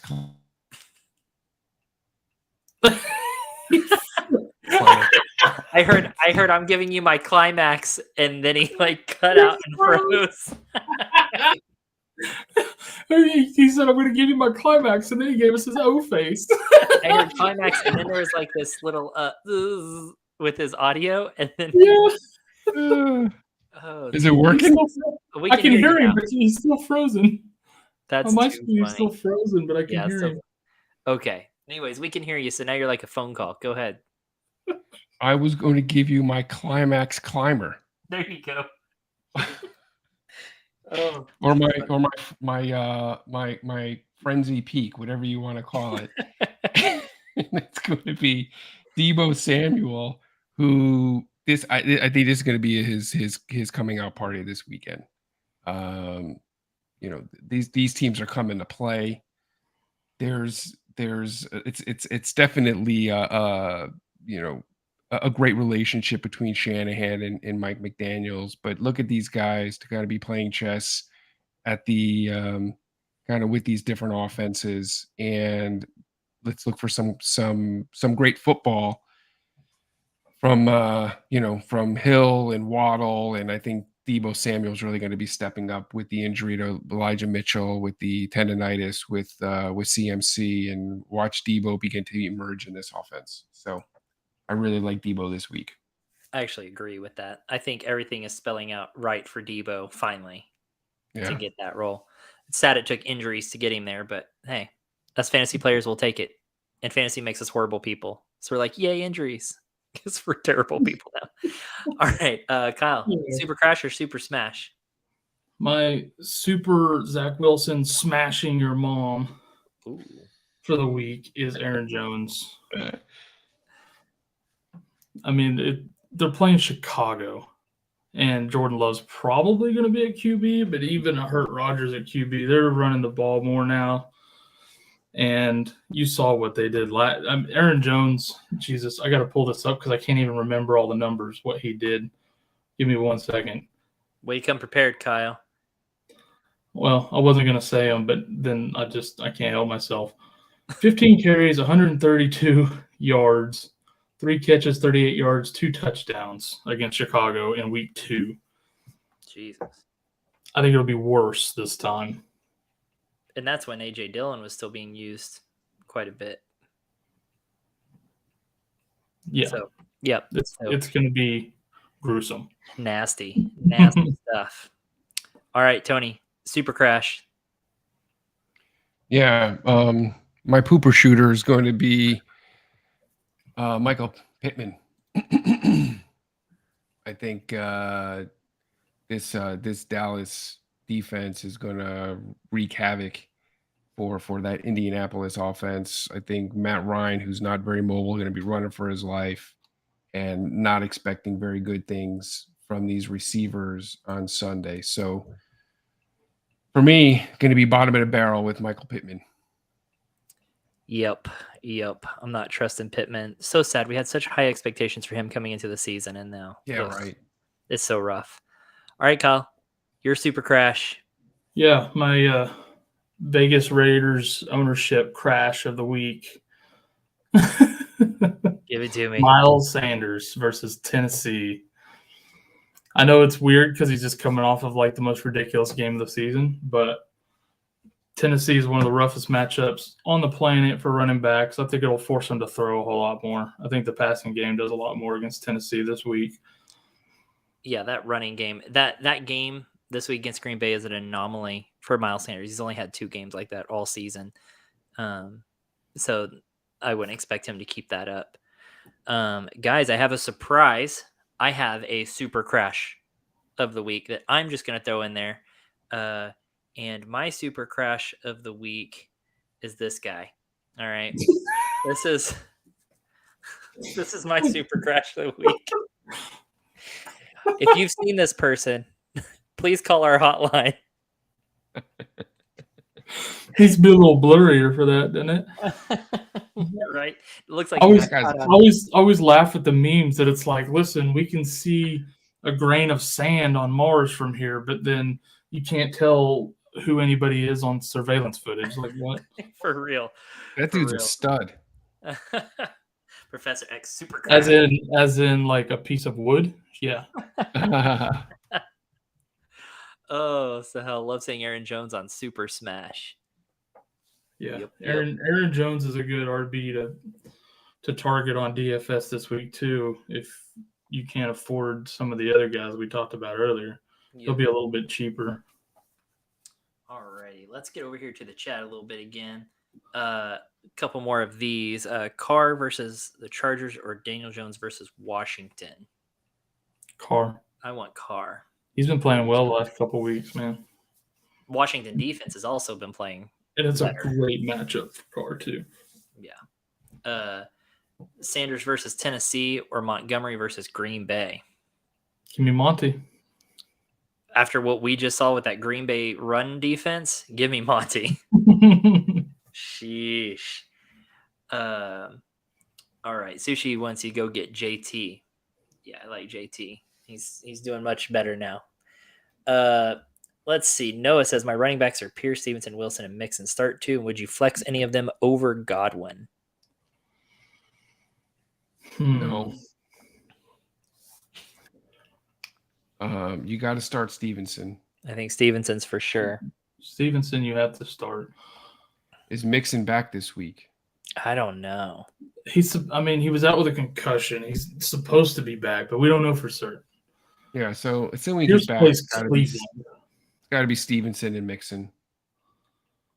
Yeah. You can't really start. I don't trust Jeff Wilson versus that San Francisco D. San Francisco, yeah. Wilson, and Pierce has been, I don't think you can play Pierce. If Mixon sits, I would go Pierce just because he's playing Cleveland. But don't flex them over Godwin. I wouldn't. Because, we're having trouble picking a second one. Stevenson and Godwin are your for sure's out of that entire group. The other ones were still like, Mixon if he plays. If he doesn't, then probably Pierce. Yeah. So I would not be touching Pierce. I would be Wilson. Wilson over him, even with the 49ers. I personally, yeah.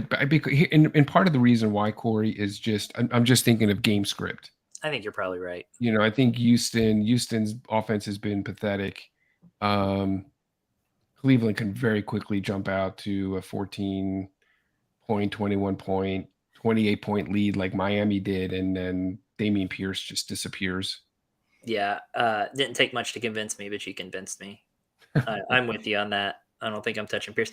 Pierce has burned me the last 2 weeks, so it's not easy or it's pretty easy to get me off that Pierce train for sure. Should I trade Amari Cooper and Donta Foreman for Joe Mixon? I wouldn't, actually. I would not do that. Mixon's schedule coming up is horrible. Amari Cooper gets Watson here. He's a stud. Like, yeah, I would sit tight. Yeah, I would too. Having Amari Cooper with Watson back paired up with Amon-Ra. Yeah, Joe Mixon's playoff schedule is atrocious. Run from that. So, Here's another concern too, just real quick. Yep, go for it. You know, I just want to put my 2 cents in. Absolutely. But I don't think P. Ryan's going to disappear. I agree. The same. Yep. I agree. He's been doing too well in that receiving game. Yeah, you gotta be happy. You gotta be concerned about that a little bit. Mixon, since he's come in the league and even in college, he's had injury issues. Yep. I could totally see them, keeping P. Ryan around. It's weird that it's taken P. Ryan so long to kind of shine. I mean, it's taken him quite some time now. Just need an opportunity. I feel like he kind of fumbled away some opportunities early in his career. Well, and look at Tony Pollard. Yeah. Tony Pollard's been around forever. This guy, now all of a sudden, he's just a guy now. Yeah, you just develop, right? No, I'm just saying. Tony Pollard now is considered to be an elite. If Zeke wasn't there, you think the guy's going to be a top 5 running back, right? I agree. But now we get to see Mixon and P. Ryan like we saw him in college, and that excites me. Yeah, lightning and thunder there. Hey guys. So guys interested in Mike Evans. I'm trying to give him Singletary with Mike Evans for Stevenson and Kittle. What do you guys think? Yeah, if you pull that off, go for it. I love that. Who's your tight end? You're getting rid of Higbee. Oh my goodness, I would do that. Yeah. I would do that. Yeah, I would do that. Roster is Sutton, Schultz, Williams, Juju, Johnson, Murray, Kamara. So your other wide receivers, that's going to leave you with these wide receivers? No, he's got other starters. I was going to say I just can't remember who they are. This is his bench, I think. Okay. I'm scanning ahead here. Sahel called me Professor X. Yeah, that up on screen earlier. That's too funny. That's funny. I love it. Oh man. Rest of the season team: Burrow, Huggins, Gabe Davis, Josh Jacobs, Etienne, Joku, Peoples-Jones, or Watson. Flex, win or lose. Like Higgins, Josh Jacobs, Etienne, pretty decent. Joku looking pretty good. Gabe Davis and Peoples-Jones or Watson at flex. Okay. Oh, we lost Tony. Tony was tired of us. He left. Well, he glitched earlier. I guess I know. Mine completely now. It's finally someone else's internet besides mine, huh? What do you think about this roster, Kyle? I think it's fine. I don't think it's championship worthy. Probably. I love the running backs. Yes. The receivers, if you hit the matchups right, are good. I like Njoku. I like Burrow just fine. The receivers and that flex is where you got to hit your matchups right. But, yeah, I think it's a fine roster. I think you can win with that. If you hit those matchups right, you can absolutely win with that. It's a fine art to it. Yeah. Fine art to play in matchups. All right. Sorry, I'm having trouble over here on our Instagram for some reason. Again, if I get any sort of notification, it kicks it off, the audio off, so it's really annoying, but that's okay. Let's see. Already covered that one. Herbert, Saquon, Walker, Jones, Jed, blah, blah, blah. Tim Manley, not a 4-man. Do I win this week? You fucking better. Yeah, I was going to say, I don't know how you don't. There's no way that's a 10-man league. You're cheating. If you don't win, you don't deserve it. This is... Oh, and earlier that was the other guy's team, not mine. I was like, man. Not digging the Eagles defense this week. What other defenses do I target roll with Eagles D? I don't hate the Eagles D this week against Tennessee. Yeah, I would take it. I don't know what other ones you're going to be able to get. I mean, you might be able to sneak the Seahawks. We were Off the talking about waivers? this a little bit last night. Someone asked the same thing. Green Bay is a nice streamer. Cleveland and Seattle. Any of them are available. They're all nice streamers on defense this week. Yeah. Seattle is available in most of my leagues. I tell you, another defense, what's his name has a tendency to do this, but watch out for those Commanders. Yeah, they're legit. You know, they're starting to play some real good football, and Ron Rivera has them keyed in on defense. So, and I don't that think could the be a matchup defensive against the game. Giants isn't horrible. Yeah, and it could be a defensive game. Yep. Alrighty, let's see. Where he says I'd have Kittle and Freiermuth at tight ends, but I'll have Debo and Kittle. I think that's fine because you're probably playing Freiermuth over Kittle for the rest of the season. Yeah, you get back and forth on matchups, but that's fine with me. I don't hate having Debo and Kittle.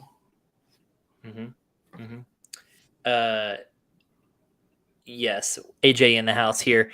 Hey, chat guys, hit the like and subscribe. I love it. While you're at it, hit that link in the description of the video so you can go enter in to win this Cam Akers signed jersey that we're giving away later tonight. You want to win it. Should I trade Dalvin Cook for Kamara? Tony, lay this one out for us. There's nothing to lay out. Absolutely No. do that. There's nothing to lay out. Don't touch Kamara. You're certainly not going to give Cook for Kamara. I wouldn't do that. Yeah, he said I want to shop Cooks, but who should I target? So you're shopping Cooks for another. You want to replace him? Sounds that way. Looks like he's looking to get another running back upgrade, but a one Wait, for one. wait. You're talking about Brandon Cooks or Dalvin Cook? Dalvin Cook. Dalvin Cook. Oh, Dalvin Cook. Stevenson and Walker. Those are the two I'd be after. You could probably get because I think perceived value is important here, and I think people probably perceive Dalvin Cook to have more value than Stevenson. Yeah. So you might be able to get Stevenson plus. Oh yeah, you could do the same with Walker probably, but those are two guys I'd definitely like to have that you could get with Cook. Yep, I agree with that. Did Kyle apologize to Miles Sanders yet? Nope, I put him on my crash. Yeah, Miles Sanders can suck it. He beat me in multiple leagues this week, and no good. I don't really like the guy. He can suck a whole rocket rider to the moon. Should I trade Godwin for AJ Brown? Yes. God, yes. Let's see. Eagles are going to get... Tony has sad clown face up there, which surprises me. Yeah. What do you think, Tony? Do you want Godwin or AJ Brown? I think it's a lot closer than Kyle is kind of letting on here. Heck yes. I think it's close. I mean, Godwin, AJ Brown concerns me a little bit just because this team wants to run the football so much. They run it all the damn time. I mean, AJ Brown kind of saved his fantasy day on Monday night with that touchdown snatch, but outside of that, he's not been producing like an elite wide receiver one. And Godwin just gets so many targets in that offense. So sounds like you should trade me Brown and Redux. I'm just saying. I'll trade him to you. Let's do it. It ain't gonna be cheap. Chat for another time. AJB says yes to AJ Brown. I love AJ Brown too. I got stock him all over the place. He is good. I heard he's good. He is good. It's just funny that AJB, this burner account for AJ Brown, who's always on here, just rumor is he's a guy to look for, but I don't know. Godwin's coming on in that offense. So I think this is going back a little bit here. Eagles are going to get ran all over. It might take advantage of. He might take advantage of Ryan Tanny. Let's see. Come down here. So you guys would choose the Seahawks defense over Eagles this week?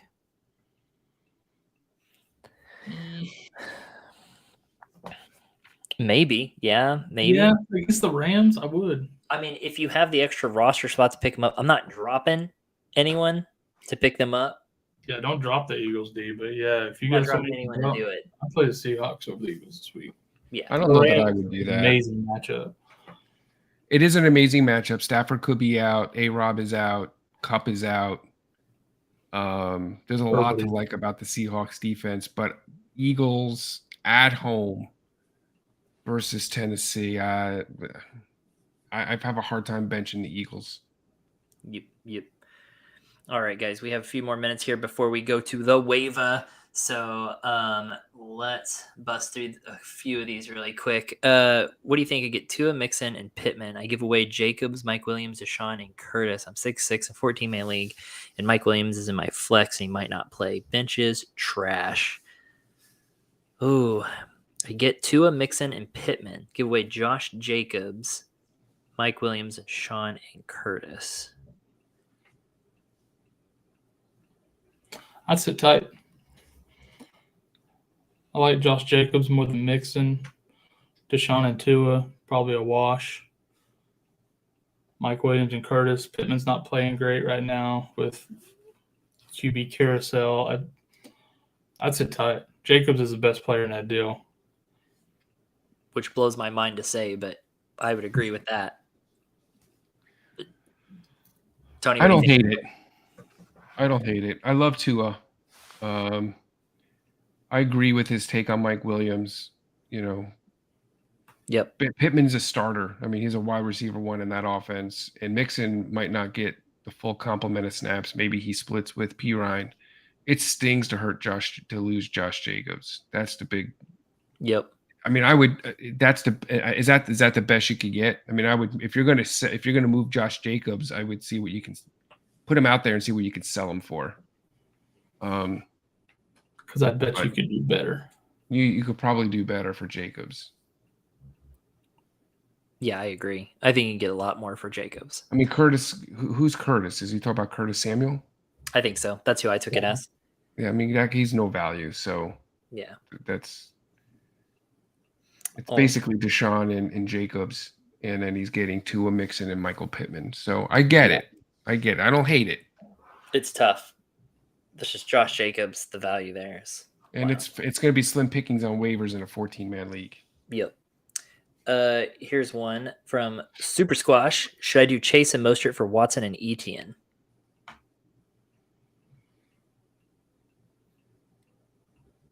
Do you need Watson? If you need a running back, I would. I would probably take the Watson Etienne side of that. Yeah. Because of the concerns with Chase, like how does he come back? How long does it take for him to get actually rolling there? So I don't know about that. I just really want to make sure that Etienne is okay. Yep.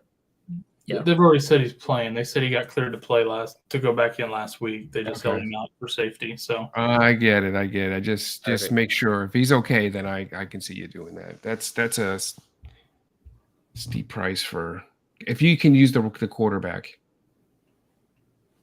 Perfect. Alrighty, guys. Again, the bonus word for tonight is comeback. Click the link in the description. It'll take you there. You can enter that in. That'll give you 20 extra entries into the signed Cam Akers jersey for tonight. That'll do it for Boom or Bust. Up next is the waiver. So we're going to kick it over to those guys. They'll be on in just a minute. Thanks for joining us, and we'll see you in a bit.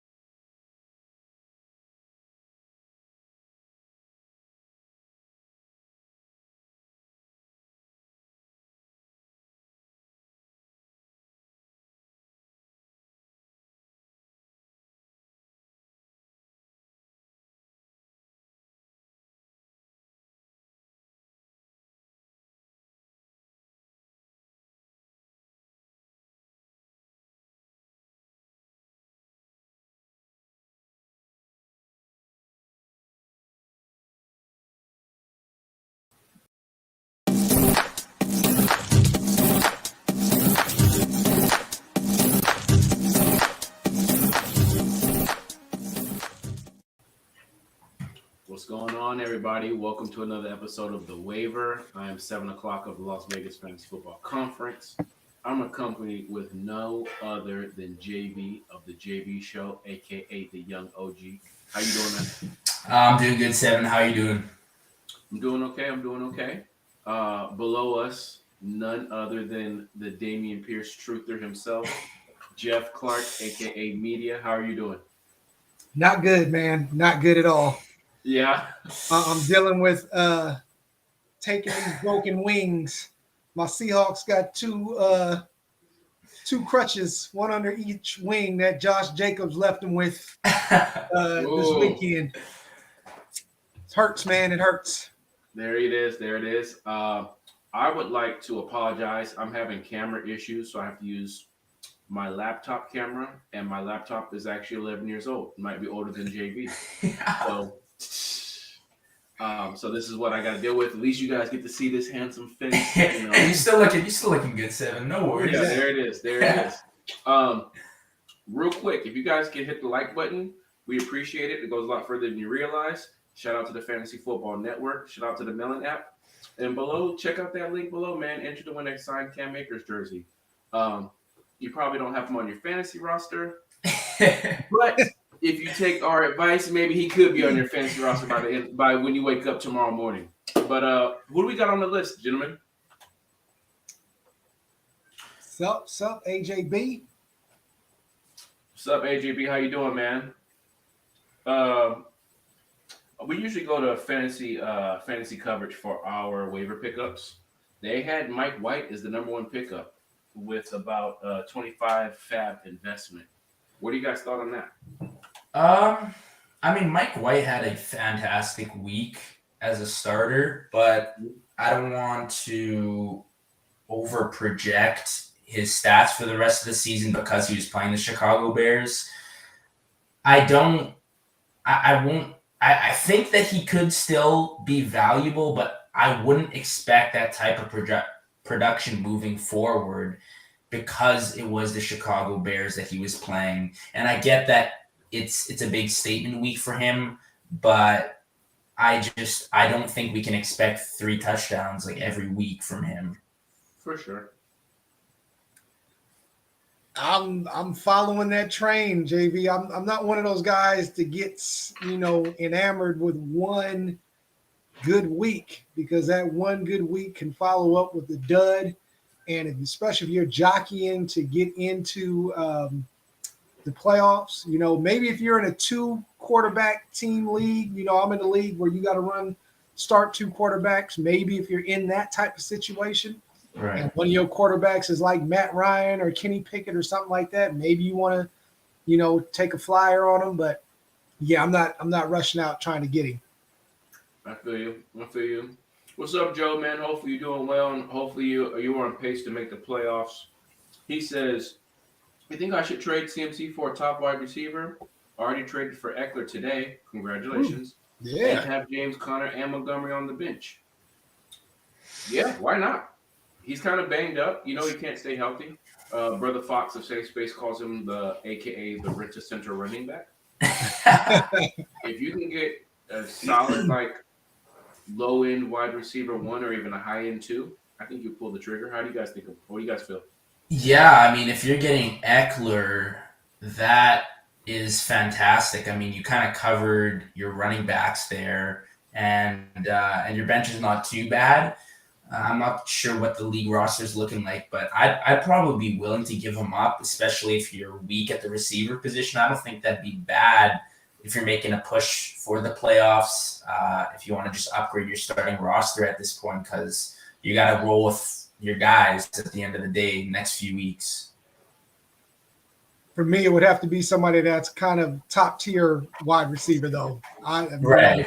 No middle of the pack guys. You going for somebody tops, especially with Elijah Mitchell going down. If you're not getting any of those guys within the top 8, I might hold on to him, maybe get rid of James Conner instead. It says, I need wide receiver Van Jefferson, DJ Chark, Mac Hollins, DeMarcus Robinson, Jarvis Leonard. I need these guys this week. Marvin Jones, Rob Woods. Holy smokes. That's a. I mean, if you want to trim it down to like 3 of them, that's. I like DeMarcus. Go DeMarcus. Go DeMarcus. I honestly ain't mad at Mac Hollins. You know, he's been getting he's been getting targets. He's gotten a touchdown here or there. I don't know if Bryce Perkins is still the quarterback for the Rams. I don't know about Van Jefferson. They connected this week, but not too sure, man. I mean, 29 yards and a touchdown. That's a prayer that you got the touchdown. Yeah, exactly. Yeah. He's playing against a solid Seattle defense next week, Jeff. Yeah, what I'm talking about. They got to come back. They got to make a statement this week. So, yeah, that may not be a good idea to play my man Van Jefferson. There we go. At least we don't. My bad, Jeff. We had you all in the comment section. That's all right. That's all right. We'll move this over here. Make it a little bit smaller. We can still see JV. Cool. Next, we have Credible Barkley for Aaron Jones and AJB. I'm not mad at that. I'm not mad at that either. Yeah. Oh, look. I didn't realize you guys could see the comments. Get me to 2. I think he's talking about his receivers. Gotcha. And then DJ, question mark. Yeah, DJ Chark.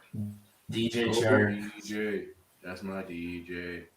Yeah, it looks like Jameson Williams probably won't go this week, so it's your next safest bet.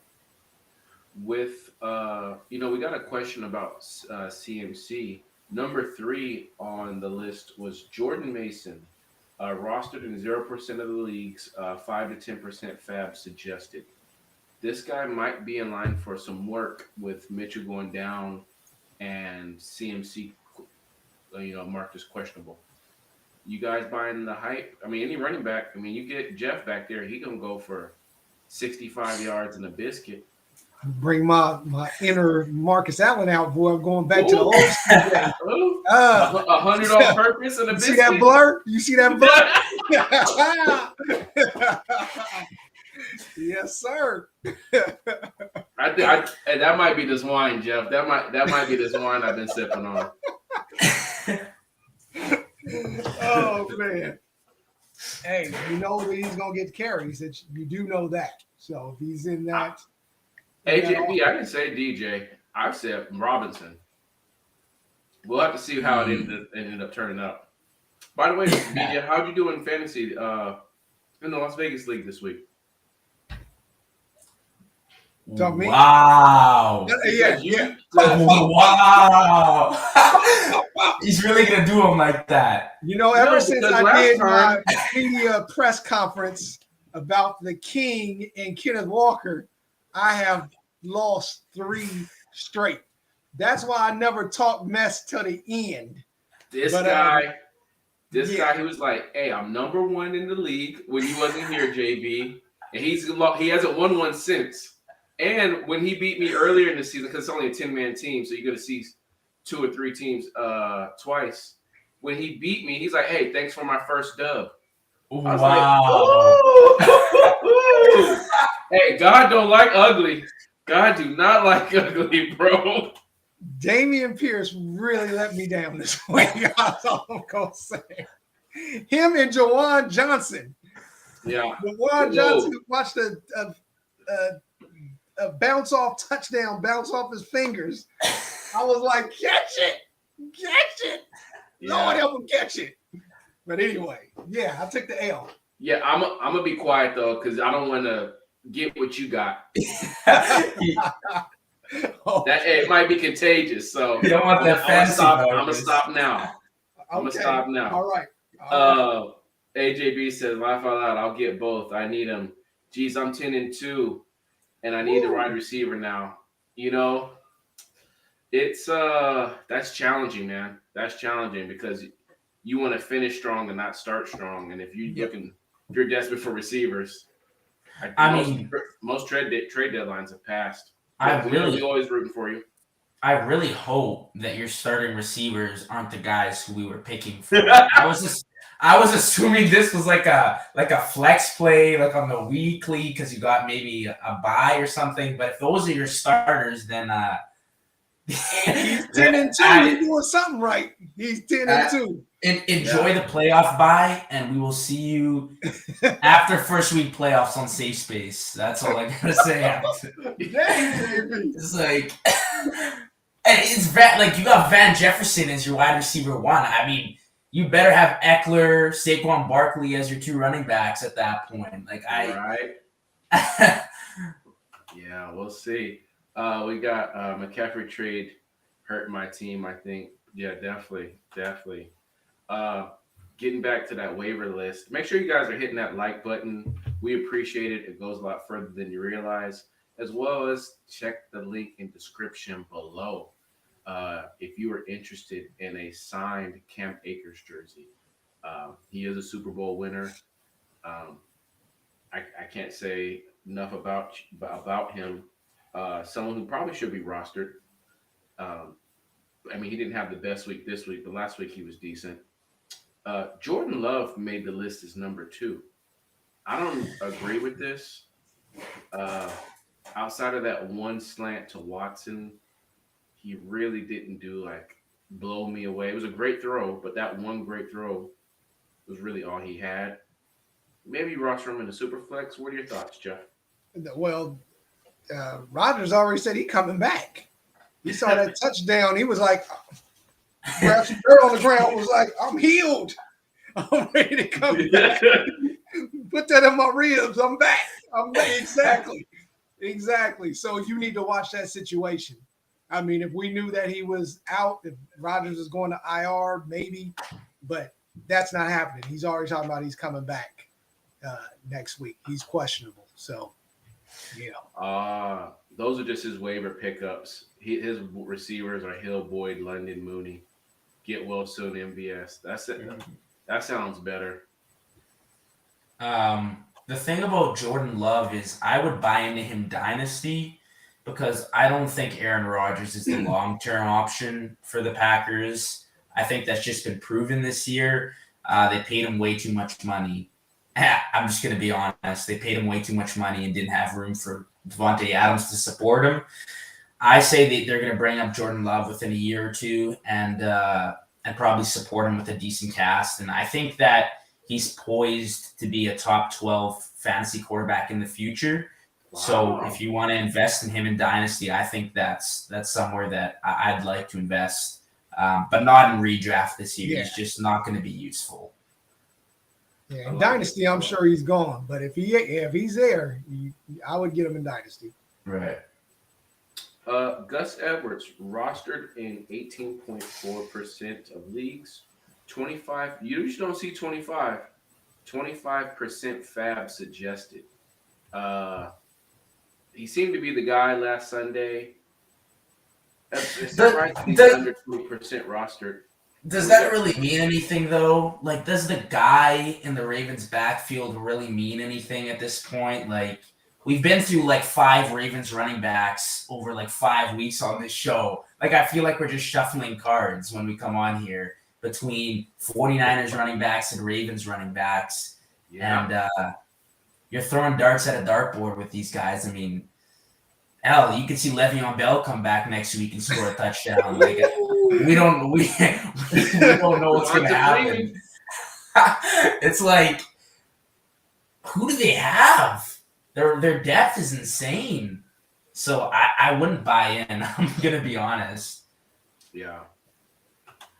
Yeah. Then after that fumble, I was kind of like, ooh, that kind of is a bad fumble. Ravens have running backs. I know, right? Yeah, I still got Kenyon Drake on one of my rosters. I think he's about to be kicked back to the waiver wire, that is. There it is. So let's see what else we got on here. Jermichael Hasty, rostered in 0.3% of leagues, suggested fab 10 to 15%. That is an enticing one considering Etienne went down. What are your thoughts, Jeff? I'm just watching, what is going to happen with Etienne. They're talking about he should be back this week as well. But, I mean, he might, if you got the space to stash him, that might be a decent stash and find out how they're going to use him. If he comes in as a third down, if they decide to hold Etienne out, then you've got the number one guy in that backfield. So I wouldn't put a whole lot on him because I don't think there's going to be a bunch of people rushing out to get him. There's a few other running backs that I might take a chance on before I take a chance on him, knowing what that situation is. Like maybe take a gamble on some of the guys who might be coming up talking about them, but some of the guys in the Jets backfield. But yeah, I just don't know with ETN coming in if that's just going to take away a spot from your roster that you could be using for something else. Says AJB, oops. So add Gus Edwards. I don't mind it. If you're not, I mean, at this point, how many studs or league winners are going to come out of the way? Yeah. Why not? Who is his other running backs? I mean, who are his running backs? AK is coming back later, but Gus is that guy right now. If you got a starter on a bye or you got someone who's hurt, why not? At least roster him, play defense, keep him away from someone else. Yeah, you do that. You can do that, definitely. I'll be honest though. Yeah. Honestly, it's we just finished week 12 and you're not gonna find a stud, like you said, Seven. But we got to remind the people that it's week 13, and week 13 means that one man is returning from suspension after 13 weeks, and he's still available in more than 40% of leagues right now. And he is walking into, from week 15 to 18, probably the easiest schedule defensively in the league. Deshaun Watson should be rostered in your leagues. Right now, he could easily be a league-winning quarterback if you're in a position where you need a quarterback right now. Yeah, you're right. I don't know what type of football shape he's in, but he definitely could be a league winner. If not this first week when he shakes the rust, but next 2 or 3 weeks. Yeah, especially in your playoffs, he could push you over the edge, especially if you're starting like a Kirk Cousins or a Derek Carr. I would almost rather go with Watson. Right. Still has a little bit of rushing upside too. Before we get your Deshaun Watson thoughts, Jeff, let me catch up with the chat before it gets out of hand. They're coming. Winter is coming. So we got. What do you think about P. Ryan's usage? I mean, it was a concussion. It wasn't an ankle sprain, so it should be back to being the Joe Mixon show, in my opinion. And maybe instead of an 85-15 split, it's an 80-20. Yeah. It should be Mixon. They're paying Mixon. It was a concussion protocol injury. JV, pick up Kareem Hunt or AJ Dillon. Whoa. You can still pick them up. I don't know why they're available. What league are you in? Yeah. They are sitting in a 5-man league. One running back. Damn. Or Dillon. Who you got? Man. Damn, I really want to go Hunt. I know AJ Dillon had a big week against Philadelphia, but he's done nothing since. I think Hunt's a little bit more consistent. I just think AJ Dillon had a good week because the Packers figured out how to beat the Eagles in the run game. I mean, he's got Chicago next week, so I think he could be valuable. So I'd probably go AJ Dillon if you want to play this week. But if you want him in the playoffs, probably Kareem Hunt, because I think Aaron Jones is dominating the backfield right now. As is Nick Chubb, though. The only thing that's true. The only thing I'm looking at AJ Dillon, and it's tough because now with Deshaun Watson coming back, that could open up some things in the Browns offense, or it could take away from Kareem Hunt because now you got a quarterback that may be using his legs as well. True. So Aaron Rodgers comes back, You got one man ahead of him, which is Aaron Jones. If he happens to miss time, you got the number one option in that offense. Right. On the other hand, Chubb goes down. It's actually after Deshaun Watson, you kind of have the number 3 option in there, if you get what I'm saying. Okay. But man, to have just to be able to pick one of them up, that you're in a good spot. Cool. AJB again, best tight end to add: Foster, Greg, or Cole. Cole had a little warm streak. Foster didn't do anything for me week before last. I cut him, then he caught a touchdown. I'm hoping I actually have Cole Kmet in one of my leagues, and as soon as Justin Fields went down, my heart dropped. So as long as Trevor Siemian is back there, I think that's going to really just put a dagger in his value right now. Foster Moreau, I'm actually trying to add him in a league as well. Which league, Jeff? Not telling. Not telling. The waivers are going to come in tomorrow morning. 7 o'clock is added Foster Moreau in 3 leagues. He lives in the same city I live in, so I'm going to find him. Right. He's going to have to see me if he does. He's been to my house. Exactly. I know where you live, man. Let's see. Oh, shoot. We got a lot more than I expected. My bad. Let's see. I love to see how our chat is rising, man. I love to see everybody that rocks we're with having us. a little Deshaun Watson talk. Deshaun Watson hasn't played football in how long? He hasn't played meaningful football in what? 2 years? A season in 27 games? Regular season games? 16 or no, 17 games last year. Yeah. So it's been a He's up while. there 30 games. It's been a while. He looked really bad in the preseason, but they're going to roll out their vanilla offense, but they're also going up against vanilla defenses where they're showing exotic blitzes or, real offensive plays. But passing the ball, he did not look well. He has been practicing with the starters or with the team for the last 2 weeks. We'll see. He is playing the Texans. If there was a game to come back, do you know how come back? He has like been a person in prison that has just been dreaming about this day to get back at the person that put him in this prison. He about to bust out and be like, I'm coming for you, Texans. Like, not only is my career like as a bad team, but it's his former team too. Yeah, exactly. Yeah, and the Browns are 4-7, and I see him in the comment section saying it's a laughable statement. Here's why it's not a laughable statement. It's because Deshaun Watson, prior to his suspension, was one of the most talented quarterbacks in the league. The Browns have nothing to lose right now. I really don't think that they're in a playoff spot at the moment. They're 4-7, so they're going to really try and do it all with Deshaun. And they're going to use him in different ways. And if he does bust, then you still got your starting quarterback. That's not a problem. So he can't be much worse than the guy that you're probably picking him up for if you're in that situation. So we got another one that says Juju over Deontay and Burks this week. Someone hit me in my DMs yesterday and asked me, should they trade?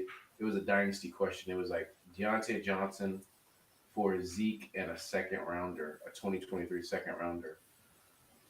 I haven't been keeping in touch with Deontay Johnson, so I looked up his stats. He was wide receiver 47. Mm-hmm. I mean, not even 36. So he's not even a wide receiver 3 this season. He's almost not a wide receiver 4. Yep. So are we thinking Juju and Burks, or is this the week Johnson lives up to the 3rd round tender? No. I told, and you know what? I hate to call him out. He's rarely wrong, but at the beginning of the season, our friend Uncle Jeff was super high on all the Steelers receivers. on all the Steelers receivers. And Chase Claypool isn't even on the Steelers anymore. And Deontay Johnson is the wide receiver 47. So I hate to say I told you so. And I've made some questionable picks so far this season too. But not often do we get to hate on Jeff. And I just Hold on. I'd like to take this moment to do so. Hold on. Because I do have him in one of my leagues. Now, look, he started off, he had a couple of double-digit games, but then the quarterback switch came, and then that killed everything. But the thing is, look at these target shares. 12, 10, 11. Then it was 4. Then it was 13, 7, 10. He still gets over 5 targets a game. It's the Steelers' offense, though. It's horrible right now. Kenny Pickett is kind of inaccurate. They're just like, we just going to run the ball and dink and dump. And Deontay, you might get one of these dinker dumps, but most of you going to go to the running back. So, yet shame on me. I was looking at the targets, looking at the target share, but I will go ahead and say you better hold on to George Pickens. Just hold on to him. If it ain't this year, it's going to be next year, especially if in Dynasty, hold on to him. We got another one. It says, recently traded away Pacheco, Latavius Murray, Marquise Brown for Kenneth Walker. Thoughts? I'm not mad at it. I'm not mad at it. I still think Kenneth Walker, that, just people are starting to game plan for him right now. That's it. The line hasn't shown up like it has, but he's somebody, he's still worth having. He's still going to pay dividends. So this is starting this week. This is a really good one. The second part.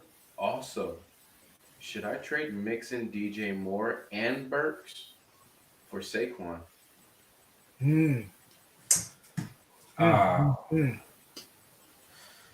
So you're trading 2 top 10 running backs. Maybe like the running back, what is Saquon, like the RB4, and Mixon missed a game. He's like the RB10, RB8. You're trading the 4 for the 8, but you're giving in DJ Moore, who did get Sam Darnold back. Yeah. Treylon Burks, who had that one big play touchdown, and everyone went crazy, and been medium pretty much all season. I'll let you guys take care of that one. I'm going to check out our brother from another fantasy football shot callers. It's a vibe. Fantasy is life. If you know like him, you guys will hit the like button. Shout out to our brother. Hopefully you're doing well. Love the new layout. Appreciate it. Yes, sir. Big Ben. What would y'all do with that trade? Mixon's really valuable once he's healthy. And honestly, I don't think DJ Moore is going to be – he's just too inconsistent. I think even with Darnold back, I don't trust him. I do like Burks, though. I don't know. It's tight. I really like Saquon. It depends on the roster that you have, but I might take Barkley. If you need receivers, I'd probably hold on to Burks because I think he could be really good for the rest of the season. I would have to see who your other receivers are, because that's a powerful 1-2 punch though with Barkley and Kenneth Walker.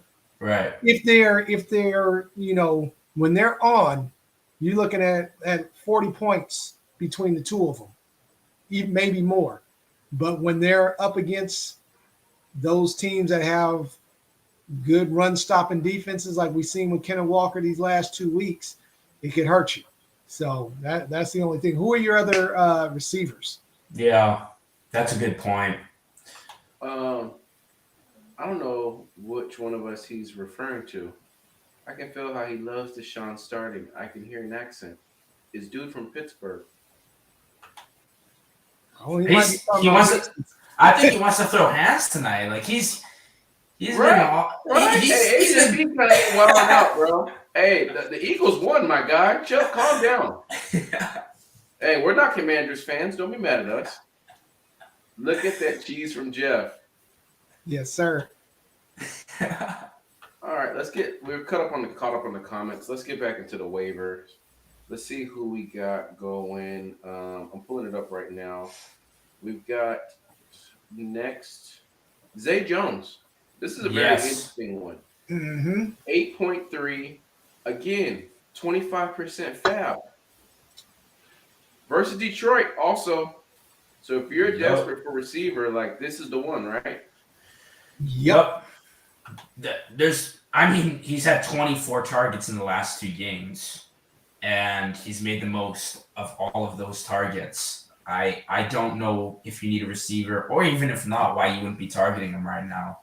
I don't know what he's doing on the waiver wire, honestly. Yep. Okay.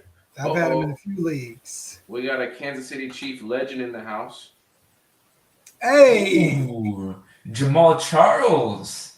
You guys got any advice for him? What does he do with Swift? Woo! I don't know if depending on who your other running backs are, if your trade deadline hasn't been met. I mean, he might get you a touchdown here or there. He's not a bad thing to have. That Detroit Lions offense, it's weird to say, could be looked upon as being a high-powered offense right now, man. Which those two things blow my mind coming out of my mouth. Detroit Lions, high-powered offense.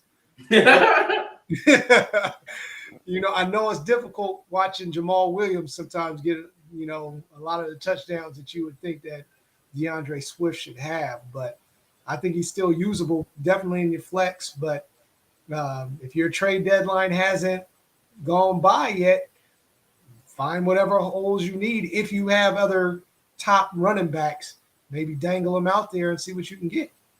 Yeah, I hate to say it, Swift is really talented, but for some reason, Jamal Williams has outplayed him all season long. The proof is in the pudding. I mean, in games where Swift is playing, Williams is doubling his point totals. And not that Swift is playing bad. I mean, he's still putting up 12 points, but then Williams is posting 24. So it's like, what's the split here? I can't get it. Why is Jamal Williams still getting 17 carries a game? So it's frustrating for Swift owners. And that plays into your enjoyment of fantasy too. Like when you have to watch your handcuff come in and take 20 carries, it's terrible. That is precisely why there are some guys I do not take a chance on drafting. Because you want to enjoy what you're watching too, right? Like you want to get players who are going to put up the points, but you don't want to be there sitting like, damn, why is this guy still in the game? Like you want your guy on the field. And unfortunately this year, that's just not the case for DeAndre Swift. That is true. Remember how good Jamal was? Man, he was. Yes, sir. He was so, unfortunately, he had his ACL tear the same year as Adrian Peterson. I think he had like a 1,500-yard season that following year, maybe 13 in like 200 or 300 receiving, so it's 15 all-purpose.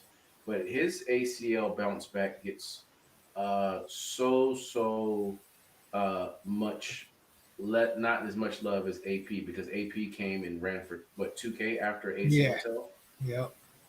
Now I'm telling you, boy, something about those were the old school great Chiefs running backs: Priest Holmes, Larry Johnson, and Jamal Charles. Them is the dudes I would always try to get. I love all three of them dudes. That's back in the fantasy glory days right there. JB, you probably weren't even here with us, man. So JB, guy, he wasn't the actual priest, JB. His name was Priest. And he wasn't one of the homies. His last name was Holmes. Priest, no. I appreciate you. I'm sorry, JB. Gonna be like that. Hey. Wait till I tell you to take off that hood, Seven. Then we'll see what's going on.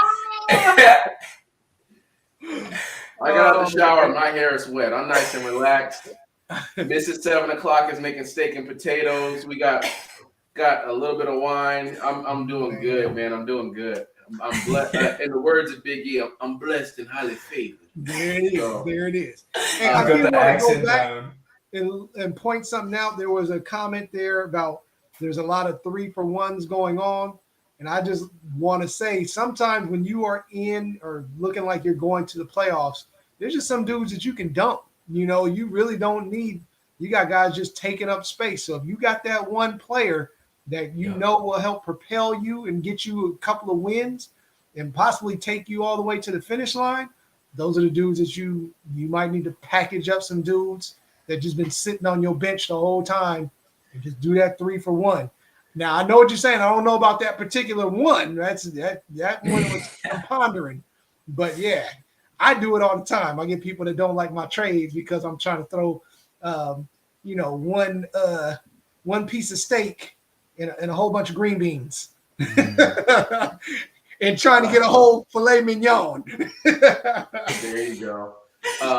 Again, shout out to the Fantasy Football Network. Shout out to the Melon app. The description, the link below. Click it. Sign up. Cam Akers, autographed jersey. Let's get it. We got Connor and Debo for Etienne and Burks. I'll let you guys take that. And I'm going to keep scrolling with the comments so they don't get out of hand. The chat says keep Connor and Debo. Yeah. I might be leaning towards that way too.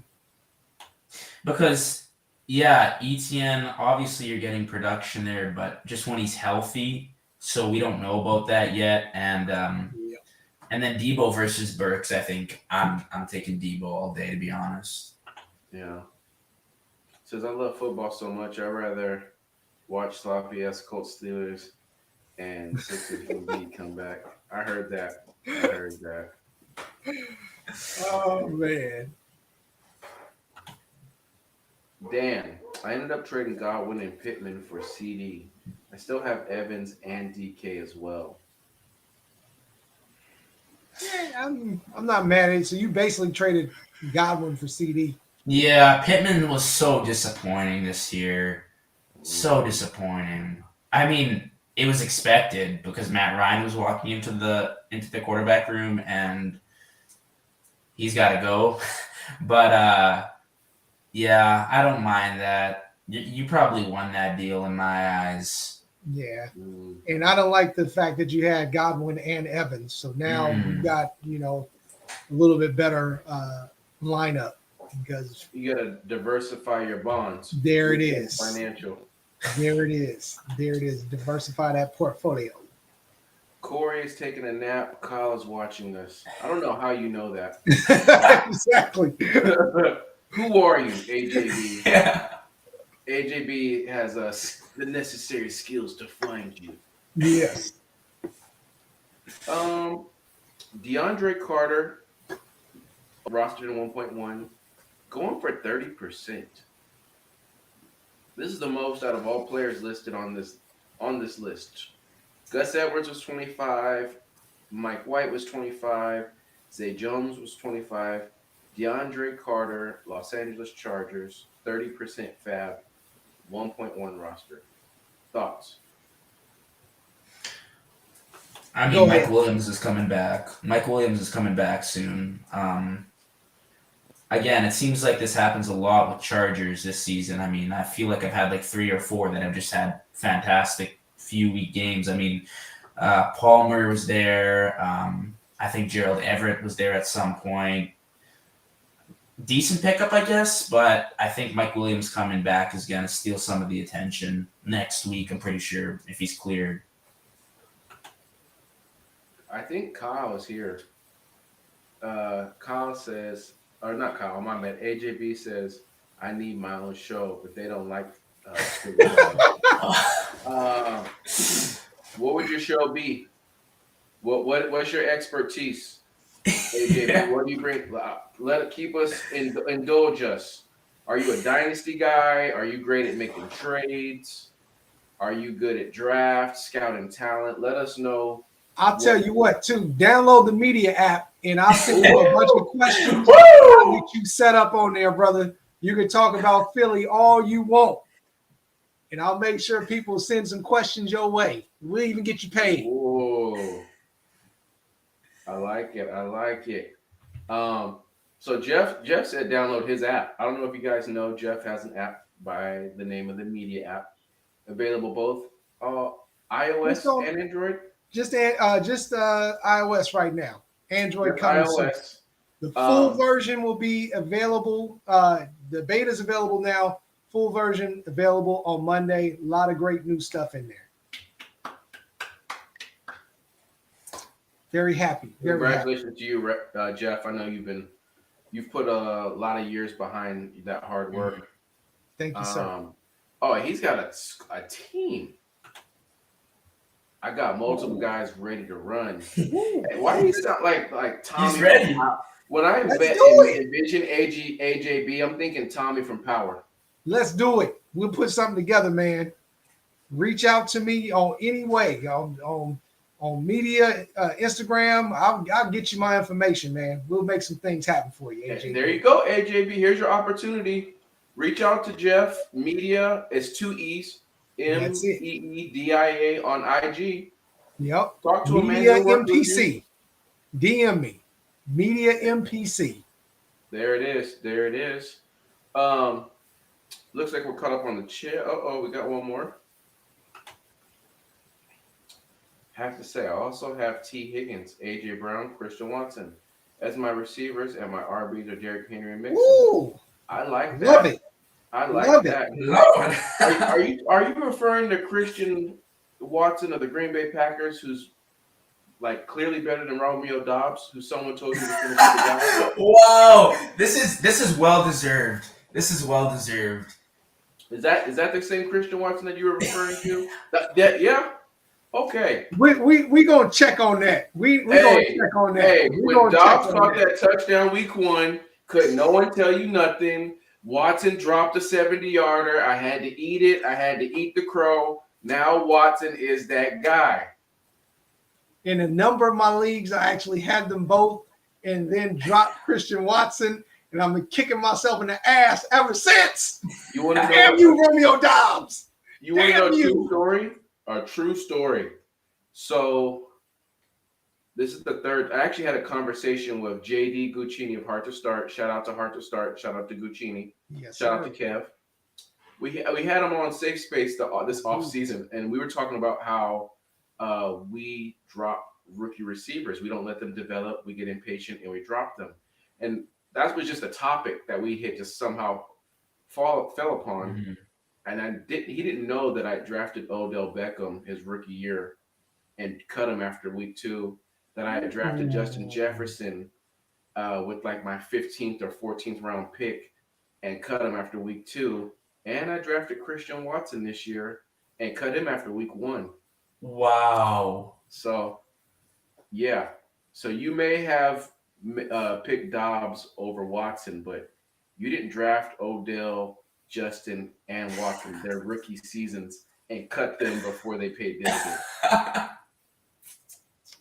You're right. I did not do that. MEedia just followed. Gotta love it. Be reaching out to you, brother. Definitely. If you guys can hit that like button, we appreciate it. It goes a lot further than you realize. Link is in the description in the bio to receive or enter the chance to receive a signed Cam Akers jersey on 7 o'clock of the Las Vegas Fantasy Football Conference. To my left is JB, the young OG of the JV show. And to his left is Jeff Clark, a.k.a. MEedia. Hopefully you guys enjoy the content. Let us know what you guys think. Tell Kyle and Corey we need raises. All my cats need some food.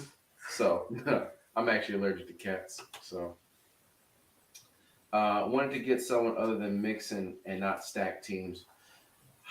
I get that. But I mean, if you got 2 ballers, you got 2 ballers, man. Sometimes you just got to deal with it and just hope that the Bengals don't have like a horrible game or that Jamar Chase doesn't get all the touchdowns one game. Right. I understand it though. If you feel like you need to do it, do it. AJB, wait, hold up. Want to hook up with my boys, Corey and Kyle.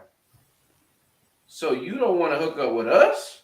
They want to go straight to the top. Straight to the top. You know, they don't even put salt and pepper on their food, homeboy. That's all the flavor right here. That's all you need. They don't even put cheese on a Philly cheesesteak, AJB. What did you do? Wow. What? Wow. You know what? Block that account. That new follower you got, Jeff. Block it. Nah, I just requested. Jeff just sent the DM. I just requested that he, to follow him. So Jeff always looking for talent. Jeff, hey, that's request it. Yeah, He might I cash need app you, by Andrew. We're tonight gonna if work you play something your out, cards buddy. right.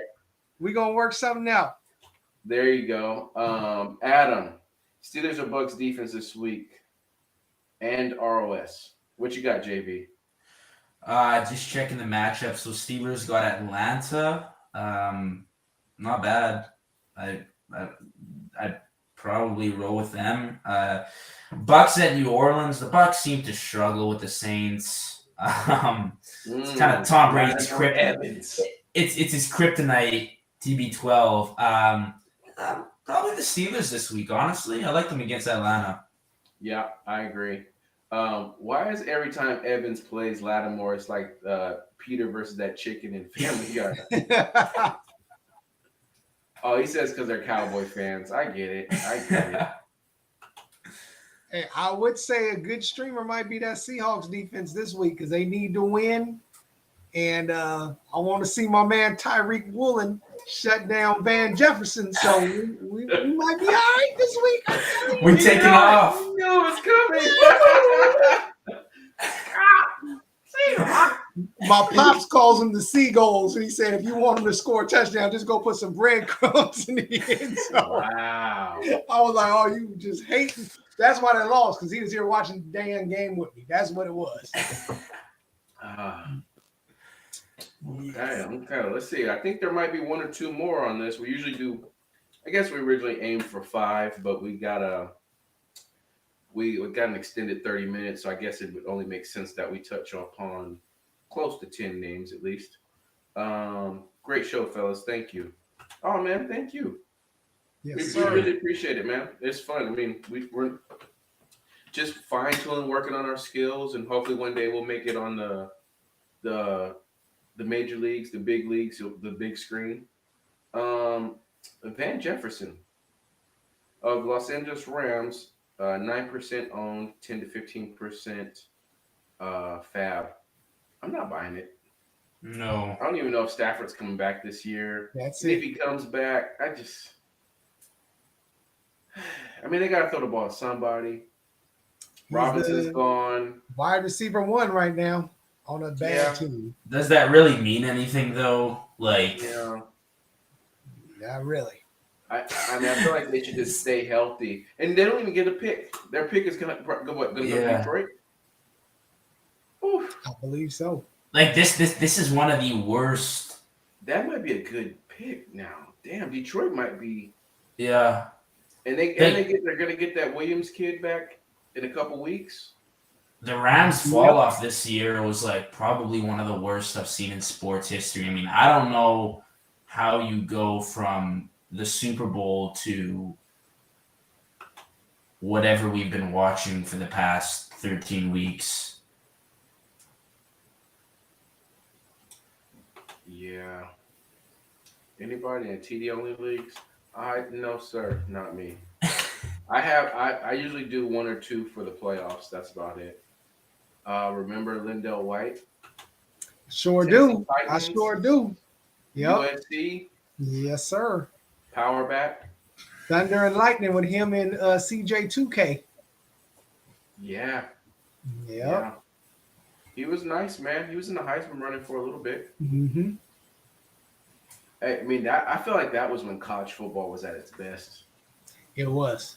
When USC and Michigan and Texas, it wasn't that was this back in the SEC. Vince Young Maybe I'm era. biased. Maybe there wasn't this SEC dominance. I think that's getting ready to go away, though. But that's for a whole nother show. Okay. Man. What else we got? Oh, I got a question for you, Jeff. Uh-oh. Oh, damn. No. This ain't. I'm not gonna hate too much on you on this one. A few weeks back, you had talked about Darius Slayton. Mm-hmm. He's still available in 40% of leagues. He hasn't been fantastic, but he's been pretty solid.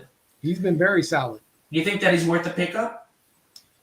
If you can just pick him up without putting any money on it, definitely. Mm-hmm.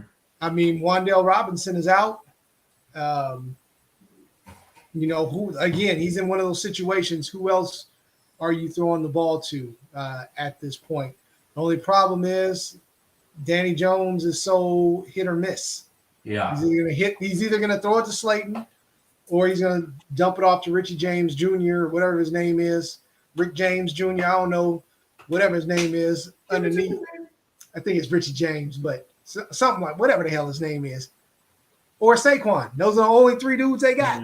Mm-hmm. But I wouldn't be mad at it. As a matter of fact, I got him on a couple of my rosters stashed. Mm-hmm. We got a pretty good question. Who should I start this week at QB?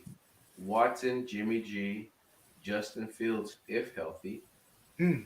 And then I said, or Derek.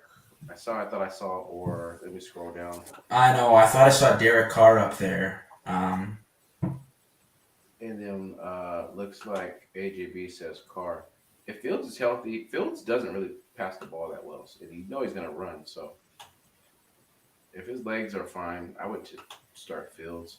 Mm-hmm. Watson versus Houston is intriguing. Carr is safe 20 points. I don't think I'd do Garoppolo against Miami this week. No. Yeah. We're going to wrap up soon, but let's try to get into a few of these comments. Big Trev, what's up, y'all? Zay or Thielen? I'm trying to decide between AK-41 and Rashad. Both full PPR, thanks.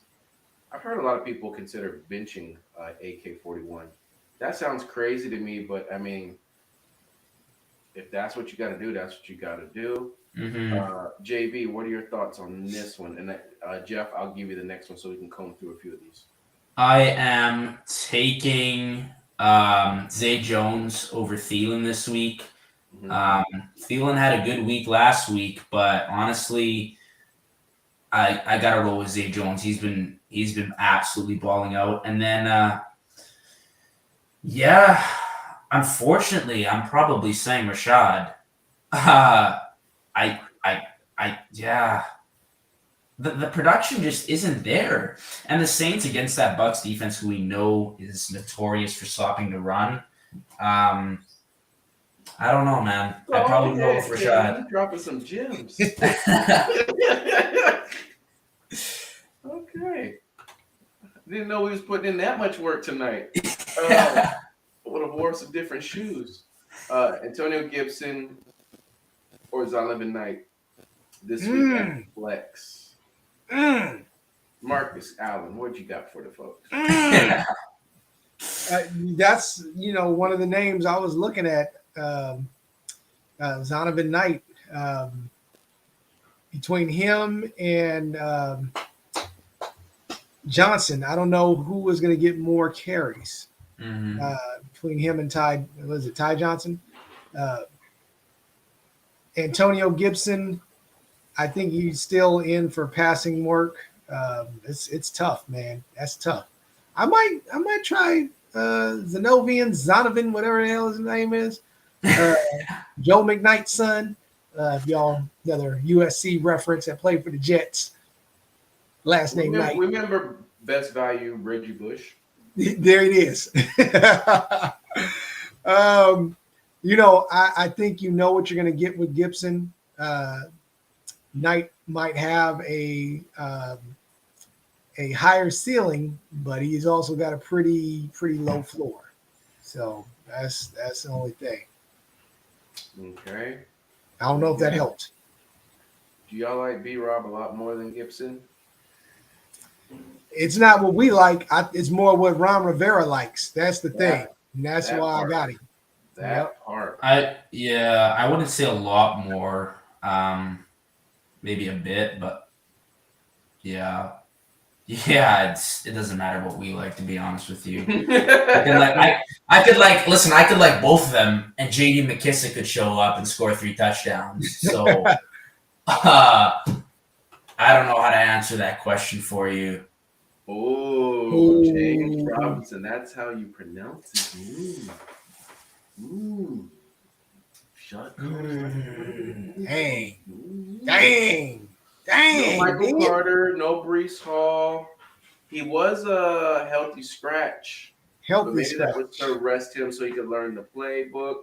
Because they could be making a playoff run. Shout out to the Jets, man, for doing it good. Shout out to my little homie Jax, always tearing up toys and barking with the dogs next door. That was a sidebar. But what do you guys' thoughts on James Robinson? I'm hoping that he's still gonna suit up and they're gonna use him. I got him in one of my leagues, and I don't know what to do with him. If I should drop him or what? No kidding. Yeah, so I'm like, they really messed me up this week by not dressing him. So yeah. This is gonna be the last one, guys. Any comments after this will have to be taken up with the last call, which is the last show on FFN Interactive. Laugh out loud. I agreed. I thought Gibson was the guy. A lot of people did. I think we all did. Not me. Hey, what up, Jack? I love it. Shout out to the young pup Jacks, keeping the house safe. Man, this has been the Waiver. I'm 7 o'clock at the Las Vegas Fantasy Football Conference. This is JV, the young OG from the JV show, and next to him, way over there, is Jeff Clark of the MEedia app. Make sure you guys hit the like button. Yes, Definitely take advantage of the description and below. Sign Cam Akers jersey. All you gotta do is click the link below and you can find out how to win. Next up is last call, man. See you guys next week at 8 o'clock Pacific Standard Time. Appreciate it. Deuces.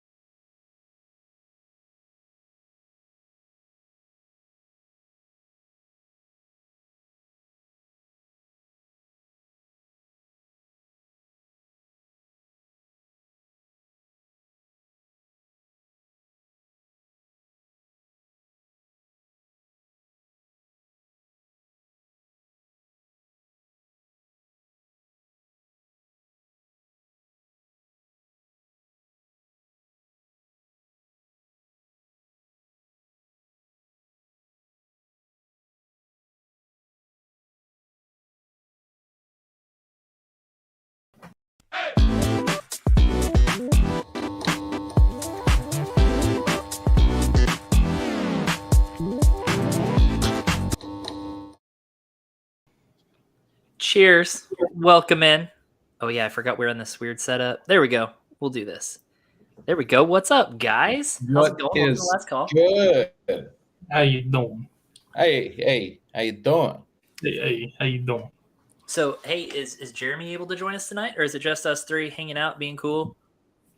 No, he should be here. He just responded to one of my texts, so Lame. should be here momentarily. Whatever. I guess we'll just have you for now. That'll be fine. If we gotta, we'll settle for it. I mean, Perfect. shit, I've settled for less. Kyle, we do have over on IG. Derek Wong says, Corey, and I believe that's maybe Sushi. I'm beating you this week in DraftKings. So hey, sounds like we got another DraftKings entrant. Finally, be giving away that Bear Clothing shirt. There we go. Love it. You mean one of these Bear Clothing shirts? That's the one. Yeah. That's the one. That's a sexy Bear Clothing t-shirt you got there. I like it. Keep it in your pants, Ben. I can't. I know. Already all over my shirt. Too good. That's another Rocket Rider. AJ, I know that's old, but I'm gonna take it as us and just say we're back. You're welcome. No, I'm just kidding. Backstreet's back. Love you, ride and die. I love it. Awesome. So the cool thing I love about Last Call, you guys know my favorite part of this show is when we give away that jersey. But we're gonna wait. We're gonna wait till closer to halfway through. So that'd be 11:30 Central Time. Hey, Corey, what's that password? Oh, the password. Yeah, the bonus word is comeback. It's comeback because it's Cam Akers, and he made his comeback, which was pretty incredible, actually. Can't call it a comeback. I am calling it a comeback. So enter that in. That'll give you 20 extra entries into 20 extra injuries. Oh shit, that sounds like this fantasy season in a nutshell, doesn't it? Jesus. 20 extra entries into the drawing for this Cam Akers jersey. And yeah, so go get that. And every week when you come back, your entries compounding. Keep compounding. Oh yeah, scan that. Scan my hat really quick, and that will take you directly to where you need to enter at. Don't eat it, Ben. They need it. Okay. They need it. Don't eat it. They need it. Oh. And then we'll eat it. There he is. Yeet skeet, mother flowers. Are we all celebrating the burial of Zach Wilson? Yes. We already played taps and everything. Oh, Zachy boy, the pipes are you suck. God, so bad. Speaking of bad, is my internet better this week? Yes, it's fantastic. Did you finally pay for it instead of using your neighbors or something? Or no, Verizon's trash. I switched over to good old T-Mobile, which is like $40 cheaper too. Nicely done. Nice. I don't know. Take off your shirt. Let me see. Nope. You got to call that a comeback. And I'm not coming on any backs tonight. No one's coming back for that. Baby girl. Oh, man. Let's see. AJ said, I set my lineup to the DK and didn't save it. Would have lost. So, well, you know. I think I beat Corey in RDK for like the 4th week in a row. So yeah, it's not great. And he barely beat me, but a win is a win, right?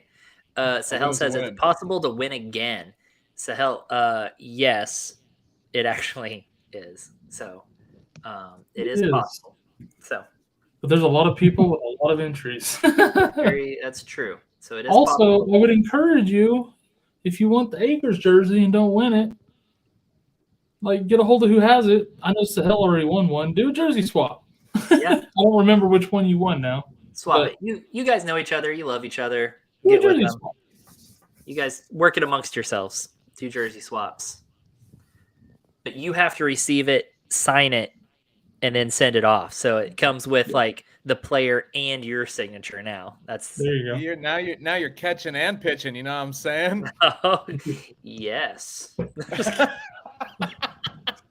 Corey knows exactly what you're saying. Jeremy's like, what the hell did I get myself into? Oh my god. My type of party. Man, for me, Jeremy, you sound like you're underwater. Does it sound like that for anybody else? A little bit. Does it? Oh, there. Yeah, that's better. That sounds Better? better. So you removed your headphones and it How does fixed. taking your headphones off fix your mic? I am so I don't know. confused. I don't think technology works the way I thought it worked. I'm just gonna switch. How we looking now? Yeah, you sound great. Yeah. Hell yeah. How weird. I was And like, it Corey, looks how does great, that too. even? Now how we does can that see even more of work? your head and it's just fantastic. Oh, that is so confusing.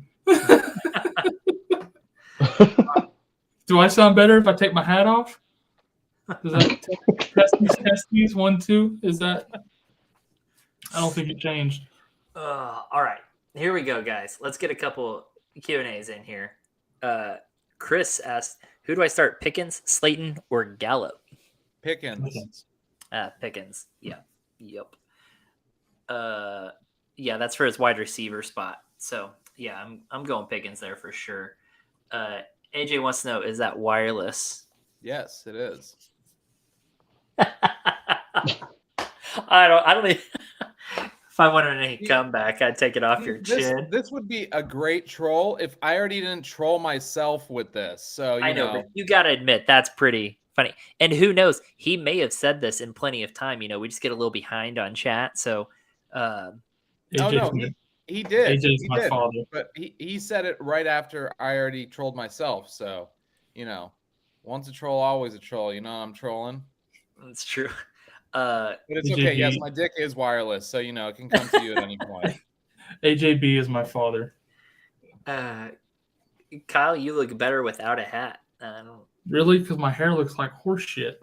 I didn't think it's been under a hat better. for 3 hours. And then Sahel said that Jeremy's voice is coming out of his ears. Yeah, it makes sense. Made total sense. Well, that must mean you're winning your fantasy championships then, right? If his voice is coming out your ears, you must be doing pretty well fantasy-wise, right? Here we go. Where's the face zoom now, Ben? No more rocking back and forth. Lumina is lacking, and the app won't open. Oh, that's so. I wish I had it. I had this whole intro that I was going to come in like, I do me. Sit there and... So stupid. All right, here we go. Should I drop Hurt? Likely. Mark Andrews Insurance to add Zay Jones. Yes. Yes. Yeah. Yeah. Yeah. Yeah. So I do want to say something about Zay Jones while we're on the topic. Go for it. The Baltimore Ravens have one of the worst defenses for fantasy-wise against slot receivers. So, you got to temper expectations going forward if you are picking up Zay Jones. Obviously, he has kind of been one of Trevor Lawrence's favorite targets this year, but I wouldn't expect the same production going forward because I think they'll get Christian Kirk back involved. So just, he's a great waiver wire pickup this week. I already had him stashed in a few leagues because he has had those semi-boomed weeks. But, as of right now, I think you got to – I would start him. But temper your expectations from 25 to probably about 12. So about cut it in half. Yep. All right, let's see. Hair is overrated, said my dad. I still have mine. I'm holding on. Selfish. Wait, is he saying like he's holding his hair like a toupee? Like he's holding it? He's like holding on. He's like, you ain't going nowhere, bitch. You're not going anywhere, okay? Buffalo Bill. All right. Over here, we have just got Watson in my lineup, so I traded K. Kirk and C. Kirk for T. Higgins. W, knowing Kirk's playoff schedule? I wouldn't have been moving off of Christian Kirk. I think Kirk's got a really plus matchup this week I think we'll see a lot of points, Lions, Jaguars indoors. And T. Higgins has Jamar Chase coming back. I would love it in a dynasty format, but I'm assuming it's redraft. You're taking the known quantity there. I don't hate it. I think it's probably on balance a lateral move. Yeah. Jeremy, check your connections. You got some static going when you talk. You're just all messed up tonight. I got all of Ben's issues, I guess. Yeah, Ben fixed his shit, and then here you come. Yeah. It's wild. It's staticky for some reason. Is anyone else getting that too, or is it just me? Yeah. Okay. No, it's. Let's try without it. Just want to make sure there for our viewers. We don't want to annoy him because AJ will just, oh yeah, see, this sounds clacky. I knew it. I knew he would be the guy to call it out. Man, I've had everything perfect in my life, and I can't deal with one piece of. He's bitter. He's an Eagles fan. I mean, how are you bitter right now, being an Eagles fan? Because he's an Eagles fan. It doesn't matter if you're winning or losing. If you are an Eagles fan, you're just a miserable person. All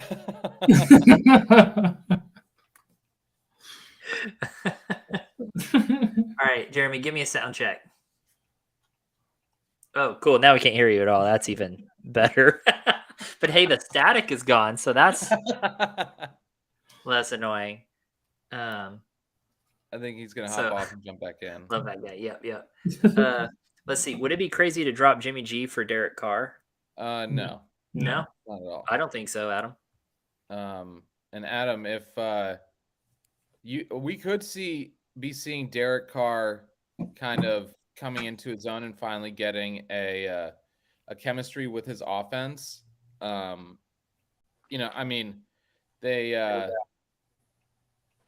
need to. We good? Yeah, perfect. Yeah.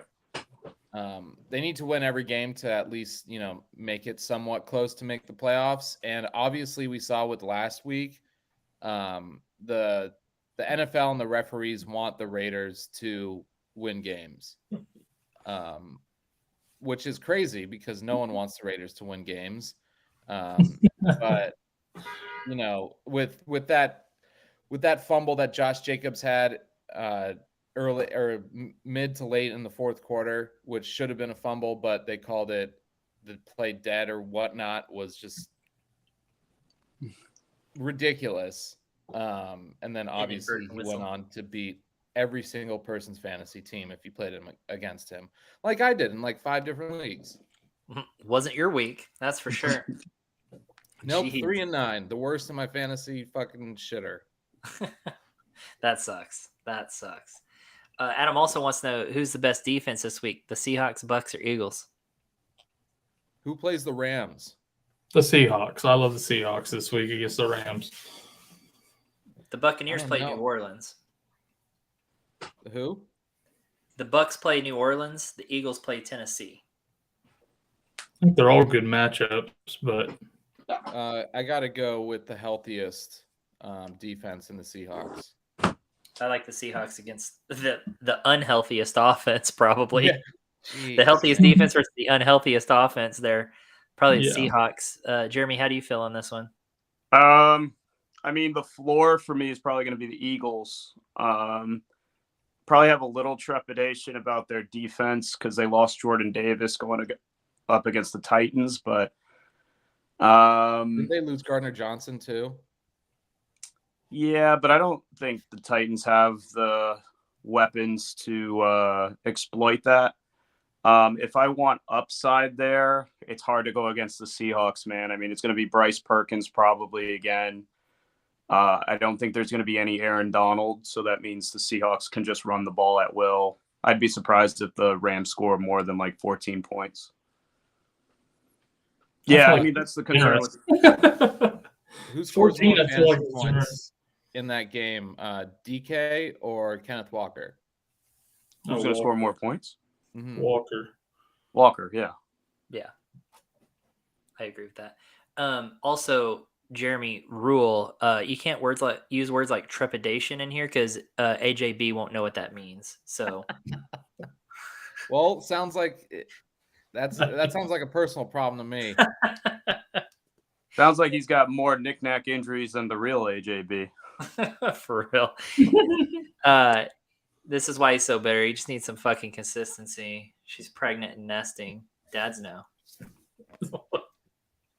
I don't know. Sure. What? I don't know. Who's outside? Oh, he's probably talking about the honking horn. Probably that honking. Eagles D not good for next few weeks. I mean, they're still gonna be good. Yeah, I mean they're exploitable. We'll see. I mean the weather's going to get shitty. I think they'll be fine in home games. Yeah, I agree with that. Oh, we got another defense question. Hold on, bro. Jesus. We're just flipping roles this week. It's a complete reversal. I know, it's like you two just like switched completely. Let's see. We'll get to it, but let's do it. Seahawks or Browns? Seahawks are playing LA and Browns versus the Texans. Wow. I mean, if you have both of them, just flip a coin. Well, I was gonna say flip a coin. Uh-oh, Sahel. Here it comes. Ready? The imaginary coin flip. He's been waiting weeks for that. Browns. I'd say Seahawks. Yeah, I'd go Seahawks still, but it's close. My coin says Seahawks. You're welcome, Sahel. I expect an inspired effort out of the Texans, and I think that it's going to feel weird to say this, but they have more weapons than the Rams do right now. So it feels so weird to say. They have a weapon. They have Dameon Pierce. They have a weapon. No, the Rams don't. So you're still right, but this is funny. They got Cooks. They got Cooks. That's it. Not Dameon Pierce. He's he hasn't been much of a weapon this year. I'm just saying. I just think Cleveland's inspired. Brandon Cook's been playing decoy this year. What do you mean? They're gonna have certain fans in the stands to mess with Watson's head. There it is. That was the most diplomatic tiptoe I possibly could have done. That was way better than the way I went about it earlier. In the earlier show, we were talking about all the extra tight ends he was going to have in the stand. Oh, no. Yeah, because we were talking about how he likes his tight ends, and then we were like, well, he's going to have a few extra in the crowd that he likes. Oh, no. Anyway, so David Njoku, right? Right. Njoku did have a nice week, most likely. Him and Amari Cooper. What about David Bell, right? Yeah, I think he's too far down. Really? I mean, that he would be fourth on the list of options, right? Or AJ, so Josh Gordon. Oh, Jesus. I mean, he's so far down. I mean, because Donovan Peoples-Jones is doing so well. So you got Amari Cooper, you got Njoku. I mean, you got Chubb and Hunt. Like, how far I was about to say Hunt. I mean, David Bell is insignificant on that offense. Do we think that Watson might utilize Hunt a little bit more? Hunt's been a bit of a disappointment this year. I mean, a lot of a disappointment this year. Yeah. I was trying to be nice to Ben because Yeah. Ben has him rostered everywhere. Well, I do not. I love Hunt coming into the literally season. just traded him away in the only dynasty league I have him in. Well, Dynasty is the only place I want him in. Yeah, he's going to be a free agent or he gets traded. Well, we thought he'd get traded this year. I definitely think he's one of those guys where it's like, I want him in Dynasty, can't use him in redraft. Correct. Yeah, agreed. Yep. He's smoking a nice joint. Yeah, marijuana, recreational, where we're from, Oklahoma. I think eventually we'll get there, but we got to figure some stuff out. We messed up when we got the medical marijuana, and we have things went rampant. We have more. Is it more growers, Kyle? What do we have? We have. All I know is there's a dispensary on every fucking corner in the state. Yeah, like we have more than I think it's more growers than any other state. We're in Oklahoma, right? But it went crazy. Like they were just approving any and all licenses to do this shit, and it just went crazy. And then so now during our governor race recently, that's what he was saying. Like, whoa, before we get to that point, we got to figure out how we're doing it as we are right now before we move forward. But our governor did admit to smoking pot. So, But it's funny though, because like we did approve the medical stuff a few years back, but we're like in one of the reddest states in the country, in the middle of the Bible Belt. We have marijuana everywhere. We just can't smoke it unless we're get a card. It's way too easy to get a card, though. I'll tell you that. Yeah. And let's see. Yes, Sahel. I did that just for you. My imaginary coin flip. He loves it. He loves it. People, give the people what they want. They want the imaginary coin flip. Yeah, Hunt is way better than he's being utilized as. Yep. He's in the doghouse big time. Mm-hmm. Is Christian Watson an every week starter now? Let's fight. Yes. Even with Jordan Love. Yep. Even 100%. with Jordan Love. Okay, let's not fight. Let's just all agree with one another because it was just I expected to have differing opinions there, but honestly, he's showing that he can do it. And yeah, even if Jordan Love's in there, okay, a quick cross the middle, easy pass for Jordan Love, and he can take it all the way to the house. Like Christian Watson has turned into what we were hoping he would when he got drafted into that offense. He just waited too damn late in the season. Yeah. Sky Moore next. What? Seems like Sky it. Moore next. Seems like it. Possibly. You're getting kind of those shimmers maybe a little bit, but I don't know, Dan. Nah, I don't buying. Why not? Someone's got a bust. Juju. Bust. Well, I think that the Chiefs wide receiver room is going to be a revolving door, and we know who the number one option there is. It's Kelsey. There's no need to overcomplicate that. Yeah. You're really playing the game of who's going to catch the streak down the sideline for a 50-yard bomb. And I just don't want to play that game. I want Kelsey underneath every time. Yep. Baby girl. No one can figure that out.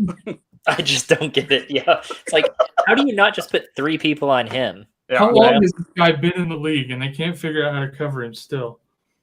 Like, Well, I mean, I don't understand why they keep running zone against the Chiefs. Like, that's never fucking worked. Like, Ever. please stop. it No, might please this don't week. stop. It might this week. With the Bengals. They're like, hey, we'll be every team is saying that is what I'm saying. Like every team is like, we'll be the team that can get them in the zone. You know what they won't expect? If we run zone. Exactly. They'll never see it coming. AJ says Andy Reid has no idea what he's doing. All right, next comment. What are you smoking? Spice K1 there? Yeah, right. He's not smoking K9, I hope. But K1. Maybe.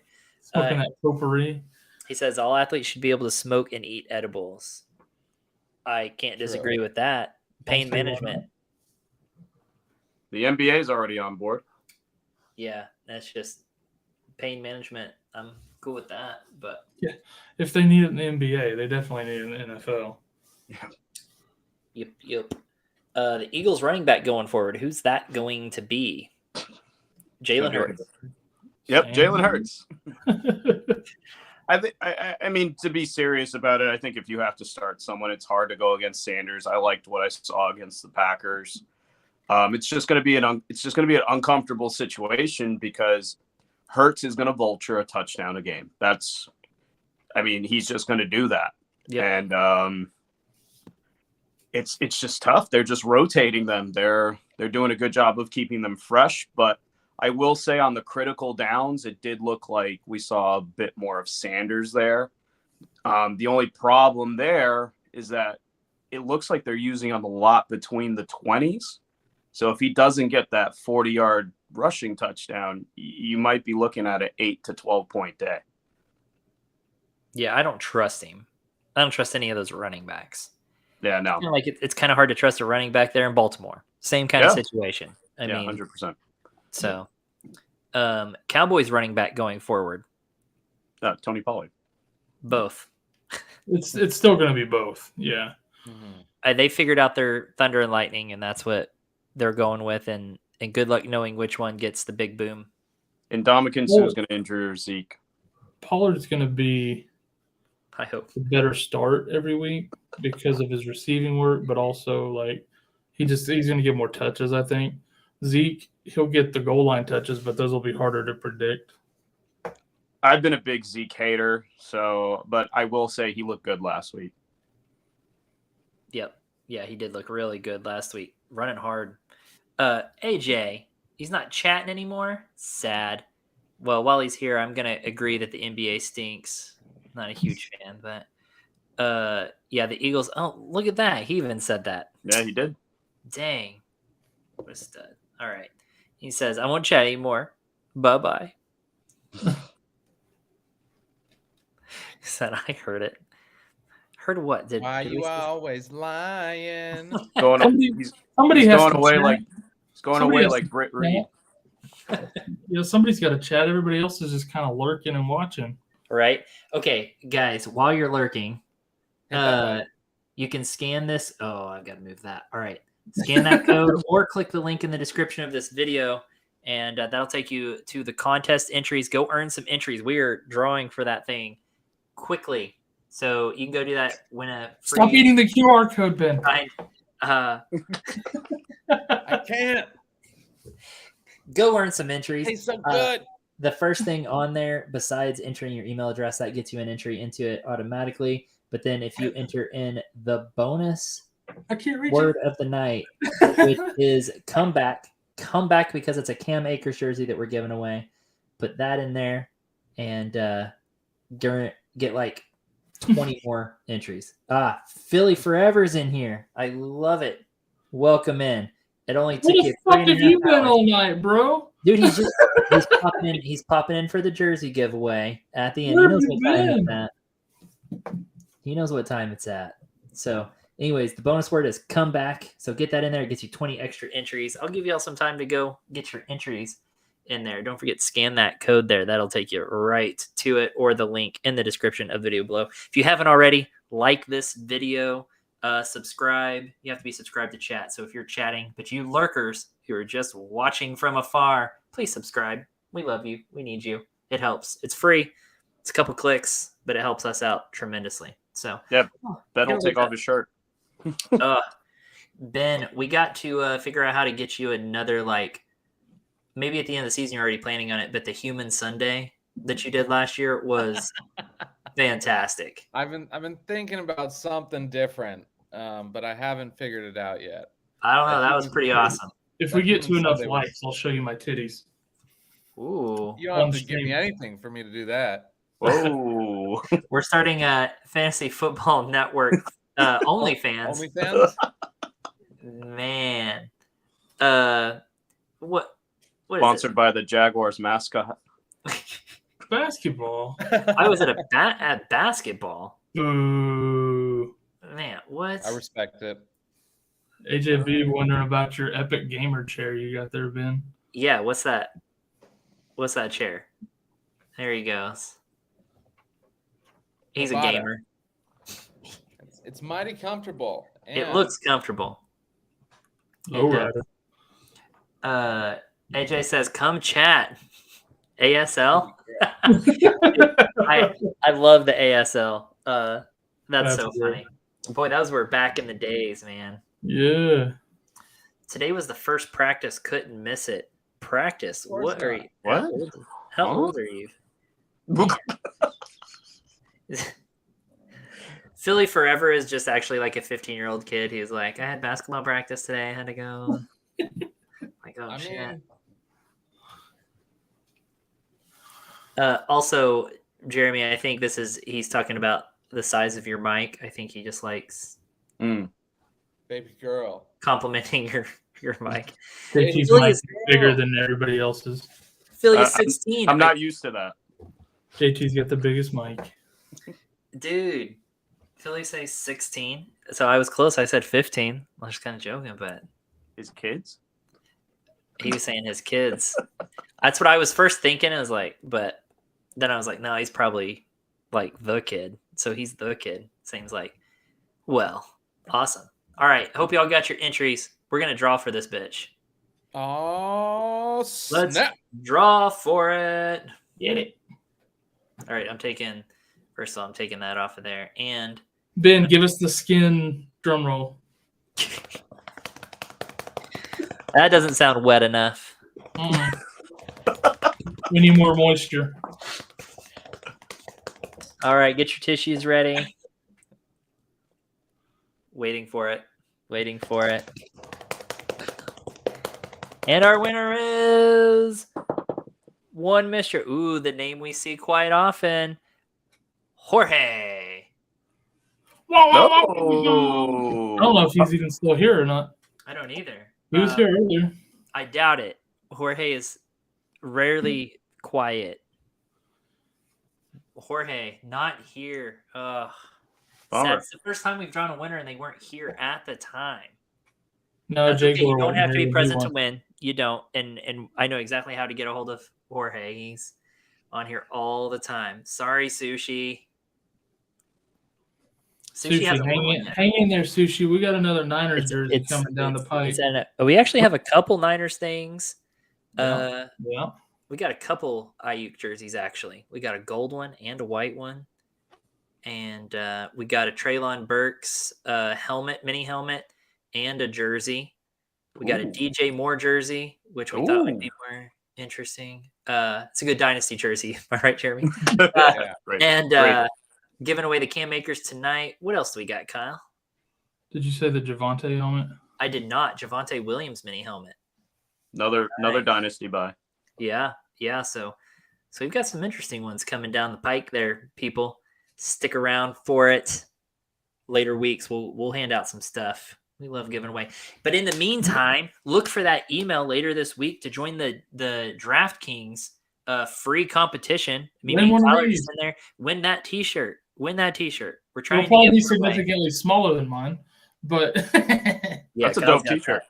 Kyle's got that extra cloth, and on the back of it, right under the neck there, it's got a nice little Fantasy Football Network. See if I can turn all the way around in my chair. There we go. And it's got the network logo on there. That is the Fantasy Football Network line of Bear clothing. So it's a pretty sweet shirt. Great quality. Those are nice. So, anyways, hope to give one of those away this week to somebody. So, so Jorge was the only entry. No, there were lots.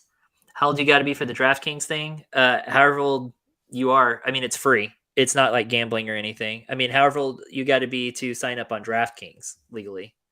But is there an age limit on that? I think it's like 18. Yeah, I would assume that you have to be. I think you have to be 18 to sign up for DraftKings. Yes. Yeah. So, but our thing is free. But I think there's no age limit on ours. But DraftKings website, there's a age limit. So sorry that probably limits you guys. On that. Tell your parents who to pick. Yes. Have your parents sign up for it.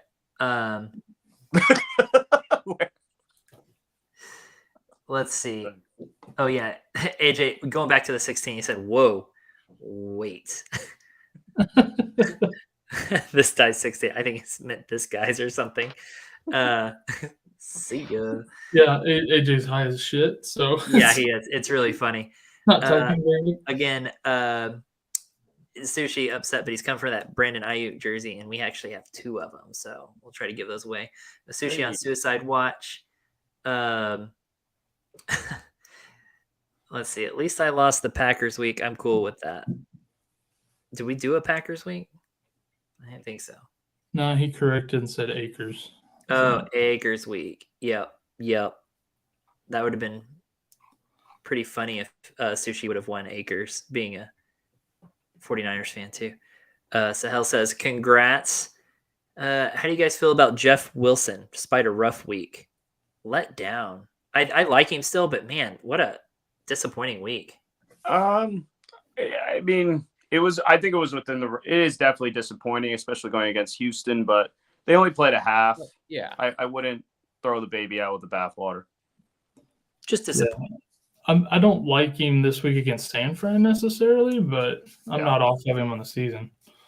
No, I want him. What do Yeah, you think about Tua this week against San Fran?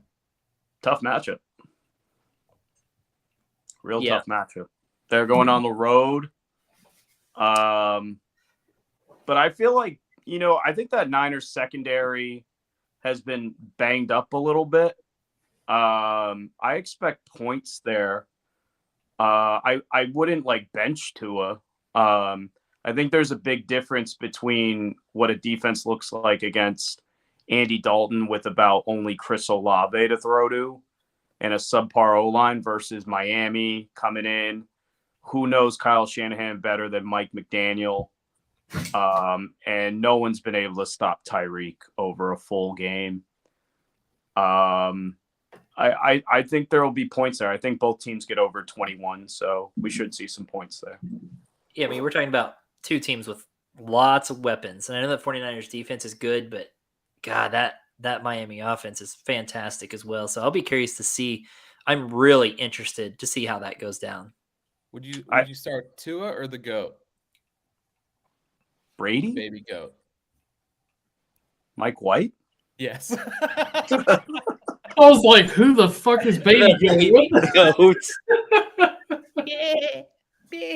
I'm upset you did that to Mike White because you did that to Kate Otten, called him Baby Gronk, and he's been on milk cartons since. He had one bad game. You just ruined Mike White. I would start Tua over Mike White. That's not well. Mike White's got Minnesota, and Minnesota can't stop anybody. I think I go. Wow, it matchup dependent. I'd probably go Mike White. That feels weird to say. It's only because Minnesota's terrible. I just don't think I can trust that. Yeah, I don't fault anyone for starting Tua. You play who got you to the dance. Yeah, I don't think you can start Mike White over Tua. So Russell Wilson. Oh Jesus! I would start Mike White over Russell Wilson in heartbeat. I would start myself over Russell Wilson. Same. I mean, I would start JT over Russell Wilson. This is not little Ben Dunna talking. Hey Jay, who do you play football like? Well, I like to play like Russell Wilson. I was Russell Wilson back in the day. So funny story. When I was in high school, I went to the Manning Passing Academy, and it was the same year that Russell Wilson was there. He was kind of talk of the town when we were there. And so when they played in the Super Bowl, Manning and Russell Wilson played in the Super Bowl against each other. They covered that, that he went to that camp and stuff. And I was like, oh shit, I was there at the exact same camp. Kind of cool. Oh, wow. Kind of cool story that I was at the Manning. Yeah, but you didn't play in the Super Bowl though. Fuck, I didn't even meet Russell Wilson while I was there, but I did meet Jamarcus Russell. Did you sip some lean? No. Did you meet Zach Wilson while you were there too? No. He's never mind. He was just hanging out with the moms while the rest of us played. So baby girl. Well done. Let's see. AJ wants to know how old people are in the chat here, and Sahel said 19, barely made the cut. Barely legal. My God, you guys, we got some babies up in here. Who should I trust in San Francisco offense? I have McCaffrey. I don't feel good about it. Yeah. Oof. I think Debo's the only one I want going forward. Trent Williams. I'm ready to be hurt again, George Kittle. Trent Williams. I love me some George Kittle. That's who I trust in the San Francisco offense. Ready to be hurt Trent again. Williams. I mean, Mitchell's out. How can we not be gassed for McCaffrey here? They have almost no choice. You can't tell me that Jordan Mason's going to come in after he couldn't supplant Jeff Wilson, TDR, whoever the hell else was there, and all of a sudden he's going to usurp the role from McCaffrey. You got to be excited for McCaffrey there. It's less about Jordan Mason and more about that knee. Kyle Shanahan will find a way. Yes, I agree. They're going to manage that workload for CMC, and they're going to have someone. That's why 99% snap share for CMC this week. and then injured for the rest of his life. I didn't say anything else about that. He's already injured. He's already injured. They're just gonna finish him off this week. I do think maybe you were onto something there with the Debo call, because if it's only CMC, we know he can't take all 28 carries that they'll have in a game. And I think Debo will get that rushing role back that we've kind of missed this past week. Yep. Ooh, that made that way more see-through than I was trying to see our faces, but that's too much. There we go. There we go. Ooh, I like that. Okay. The hell is going on? Can you not see the color change? Who's under your desk right now? You can't see the color change in the blocks of words that are on the screen right now? Well, yeah, I can see through it now. Right. That's what But I was just laughing at all the commentary about it. It sounded like somebody was under your desk. Ooh, yeah, I can see through it. Opacity. Opacity. Opacity. I'm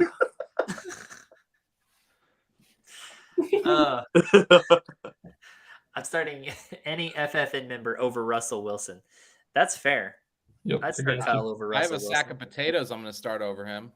Do you guys think that even without, let's say he stays healthy the rest of the year, does he start every game, or do they eventually bench him? Russell Wilson? He'll start. Yeah. Ben's up there talking about potatoes. He's starting Russet Wilson. Exactly. That's what I'm saying. Oh, their backup is Ripien. Rippin. Yeah, they're not going to start him over Wilson. No, Russell Wilson's. Just when you think it can't get any worse. Yeah. We're paying you how much? Then they put Ripien in there or whatever, and it'll get worse. You go in there and embarrass yourself for as much as we're paying you. Yeah, exactly. You go out there and earn us a high draft pick. Go out there. We don't have one of those, though. Yeah, you go out there and you eat those boos, damn it. Make our second round pick better. That's right. Make second round picks better. Ouch. That's painful. That's painful.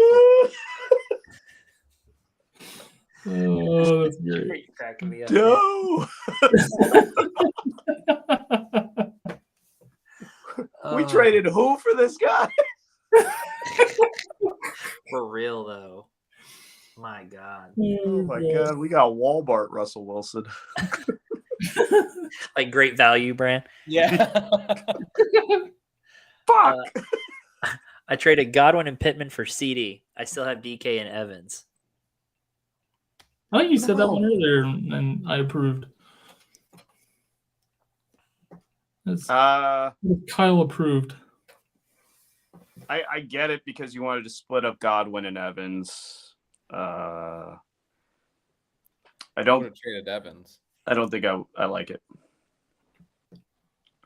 Yeah, that's tough. Oh, okay, there we go. Yeah, he's trying to give Evans, couldn't do it. Had to give up Godwin. I would have preferred that a lot more, though. I don't hate it. I mean, at least you still have two other good wide receivers left, too. And I like CD. Don't get me wrong. It just seems I really like Godwin. So I don't. I'm not crazy about DK moving forward, but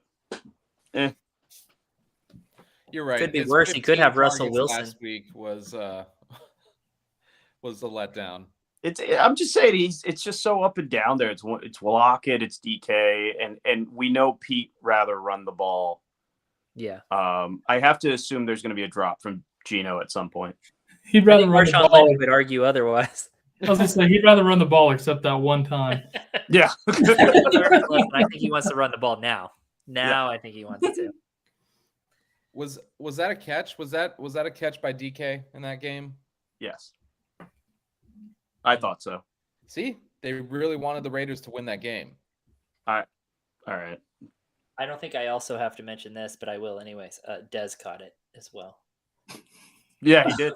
That was a catch by that altered Dez's career. I don't think he ever came back from that. How could you come back from that? It altered his career. They also altered how they ref those types of plays because of that play. Like, Yeah, they had to change all rules because of that. changed shit-ass everything, but it didn't help. Didn't help us none. Full PPR pick 2 for flex spots. Pickens, Wilson Jr., Cooks, Elijah Moore, AJ Dillon, Rashad White. Starting to go over TB12 this week. Thoughts?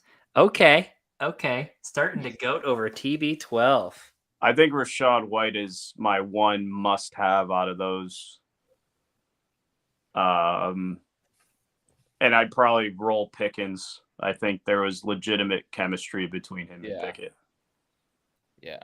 He should have had a touchdown as well if he didn't try to one-hand that one in the corner. These guys. If he two-handed it, if he two-hands that, we're looking at like an 18, 22-point day from Pickens. Yeah, I like Pickens and White as well.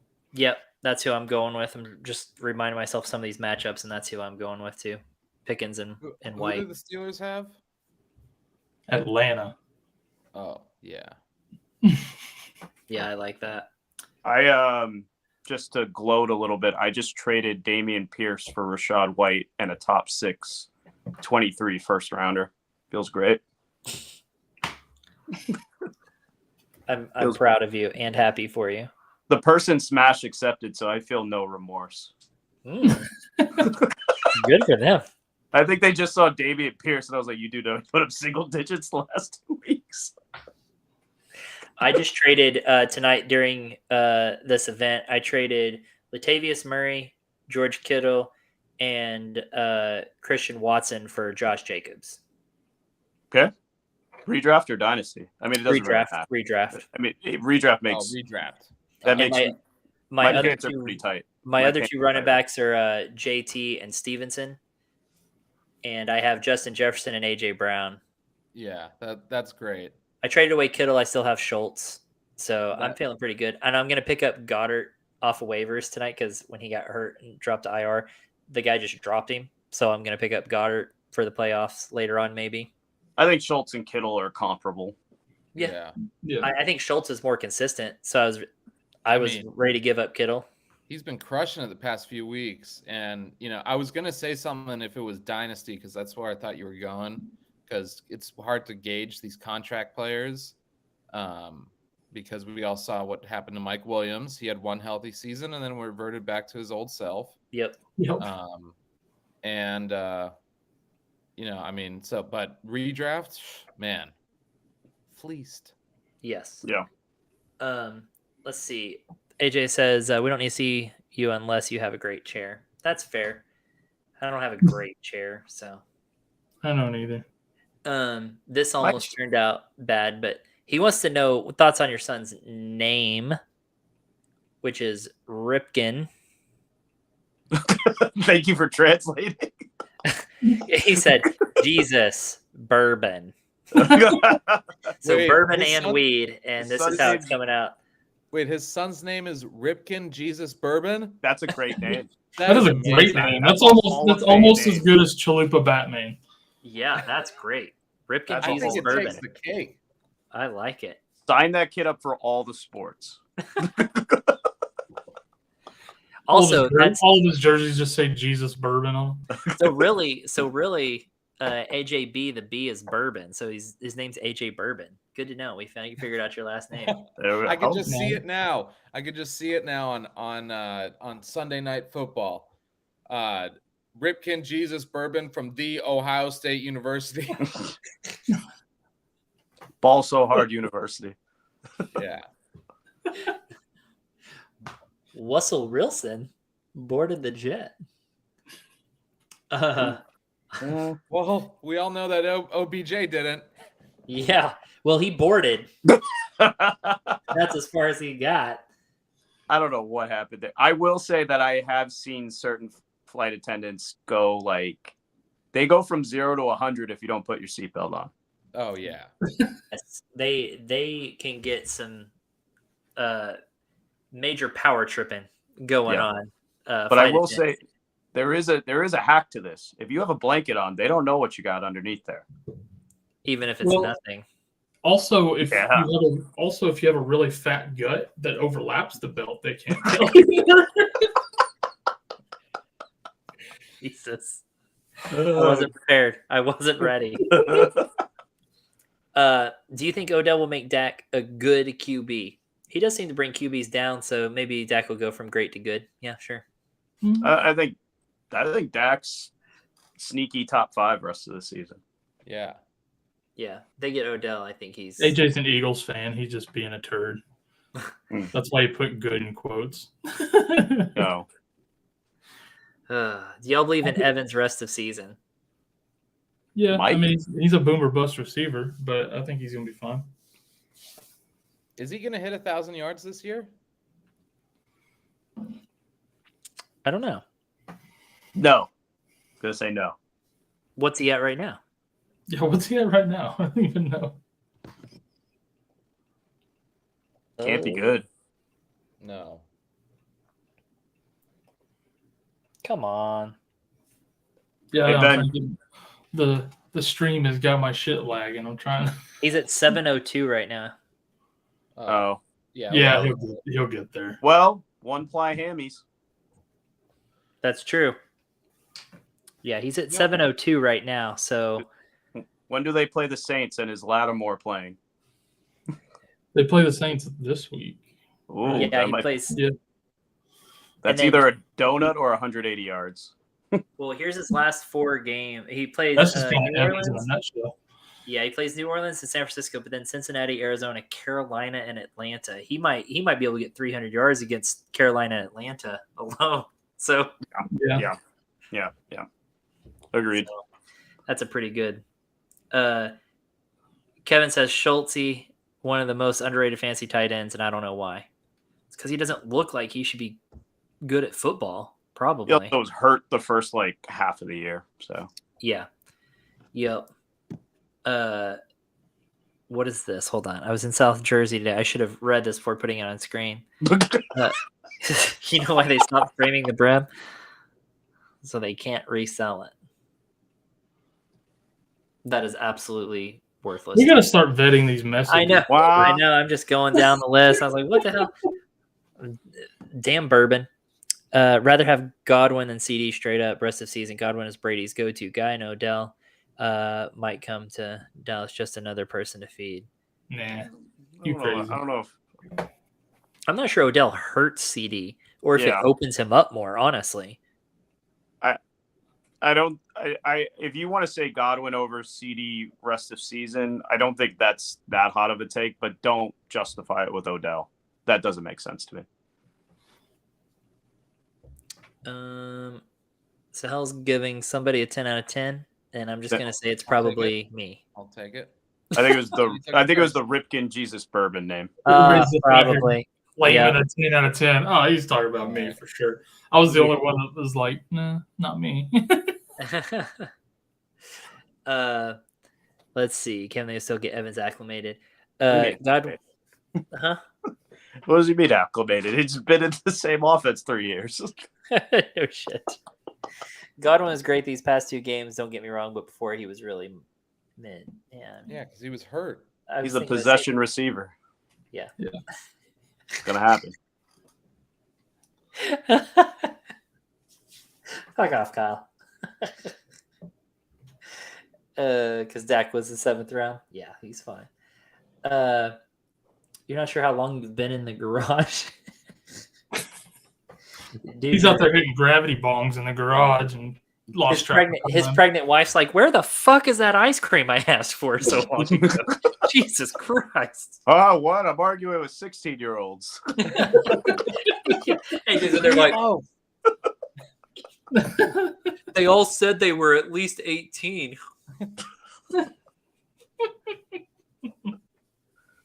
Oh, man. Oh, All right, man. Deshaun, whatever you say.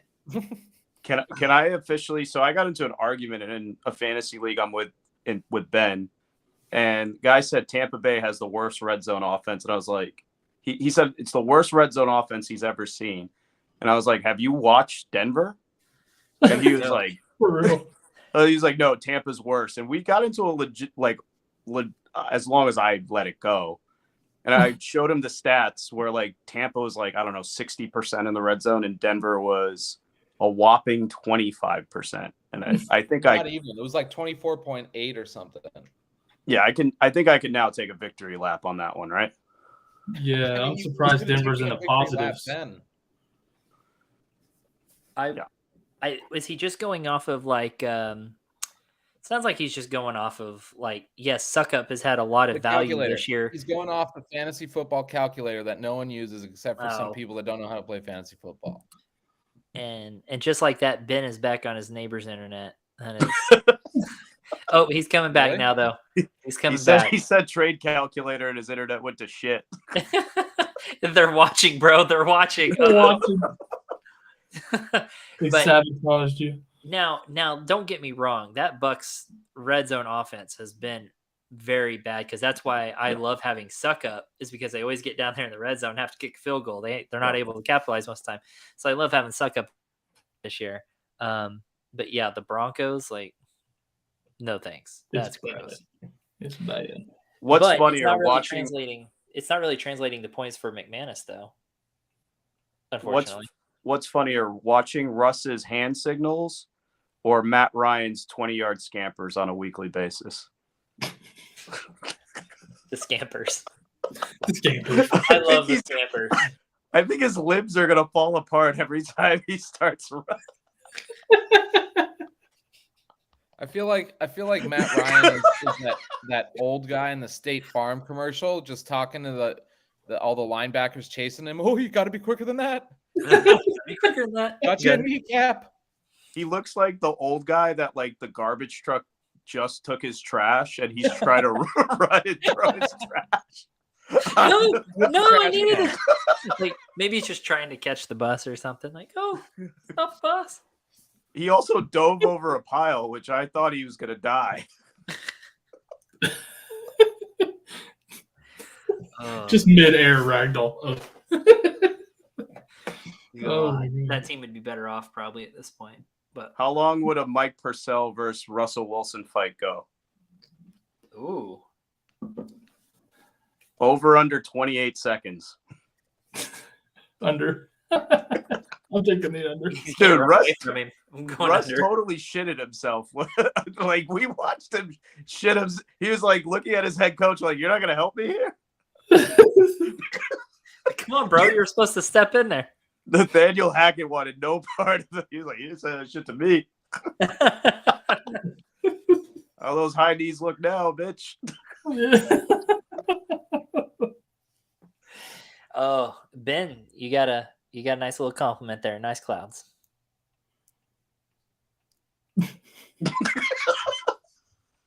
AJ's just trying to confuse us now. Yeah, I was guessing that Ben was vaping or something. There was. So, complimenting your clouds. Okay. Well, I thought he meant my clout, which, that's why I'm here. But nevertheless, your clit. What? Whoa, wayo. Join us on our OnlyFans. Subscribe now on our OnlyFans. And get your special edition signed Deshaun Watson jersey. Special edition. Special edition. It's really dirty and stained, and it's got a wrinkled up. Used as a towel at one point. Those aren't sweat stains. And no, he didn't starch it. Hard to get. All right, guys. With that being said, it's time to log off of here. Let's get off here. We've hit our time. That was the last call, guys. Thanks for joining us again for another FF Interactive 4-hour live event. Catch other shows coming on the network later this week. We got Crazy's Corners. Ben, tell us about all your shows coming on this week. Tomorrow, JT and I are back for Shot Callers Live. 6 p.m. Eastern Standard Time, 3 p.m. Pacific Standard Time. Come through. We got all the waivers. We got waivers to make you quaver. It's really quiver, but So, and then Sloppy Sundays on Sunday at 9 p.m. Pacific Standard Time, midnight Eastern Standard Time. And Yeah, we had a tackle on the tailgate scheduled, but people are enfermo, which means sick, because the flu is going around like COVID's little stepsister that's getting all the attention. Remember me? Remember me?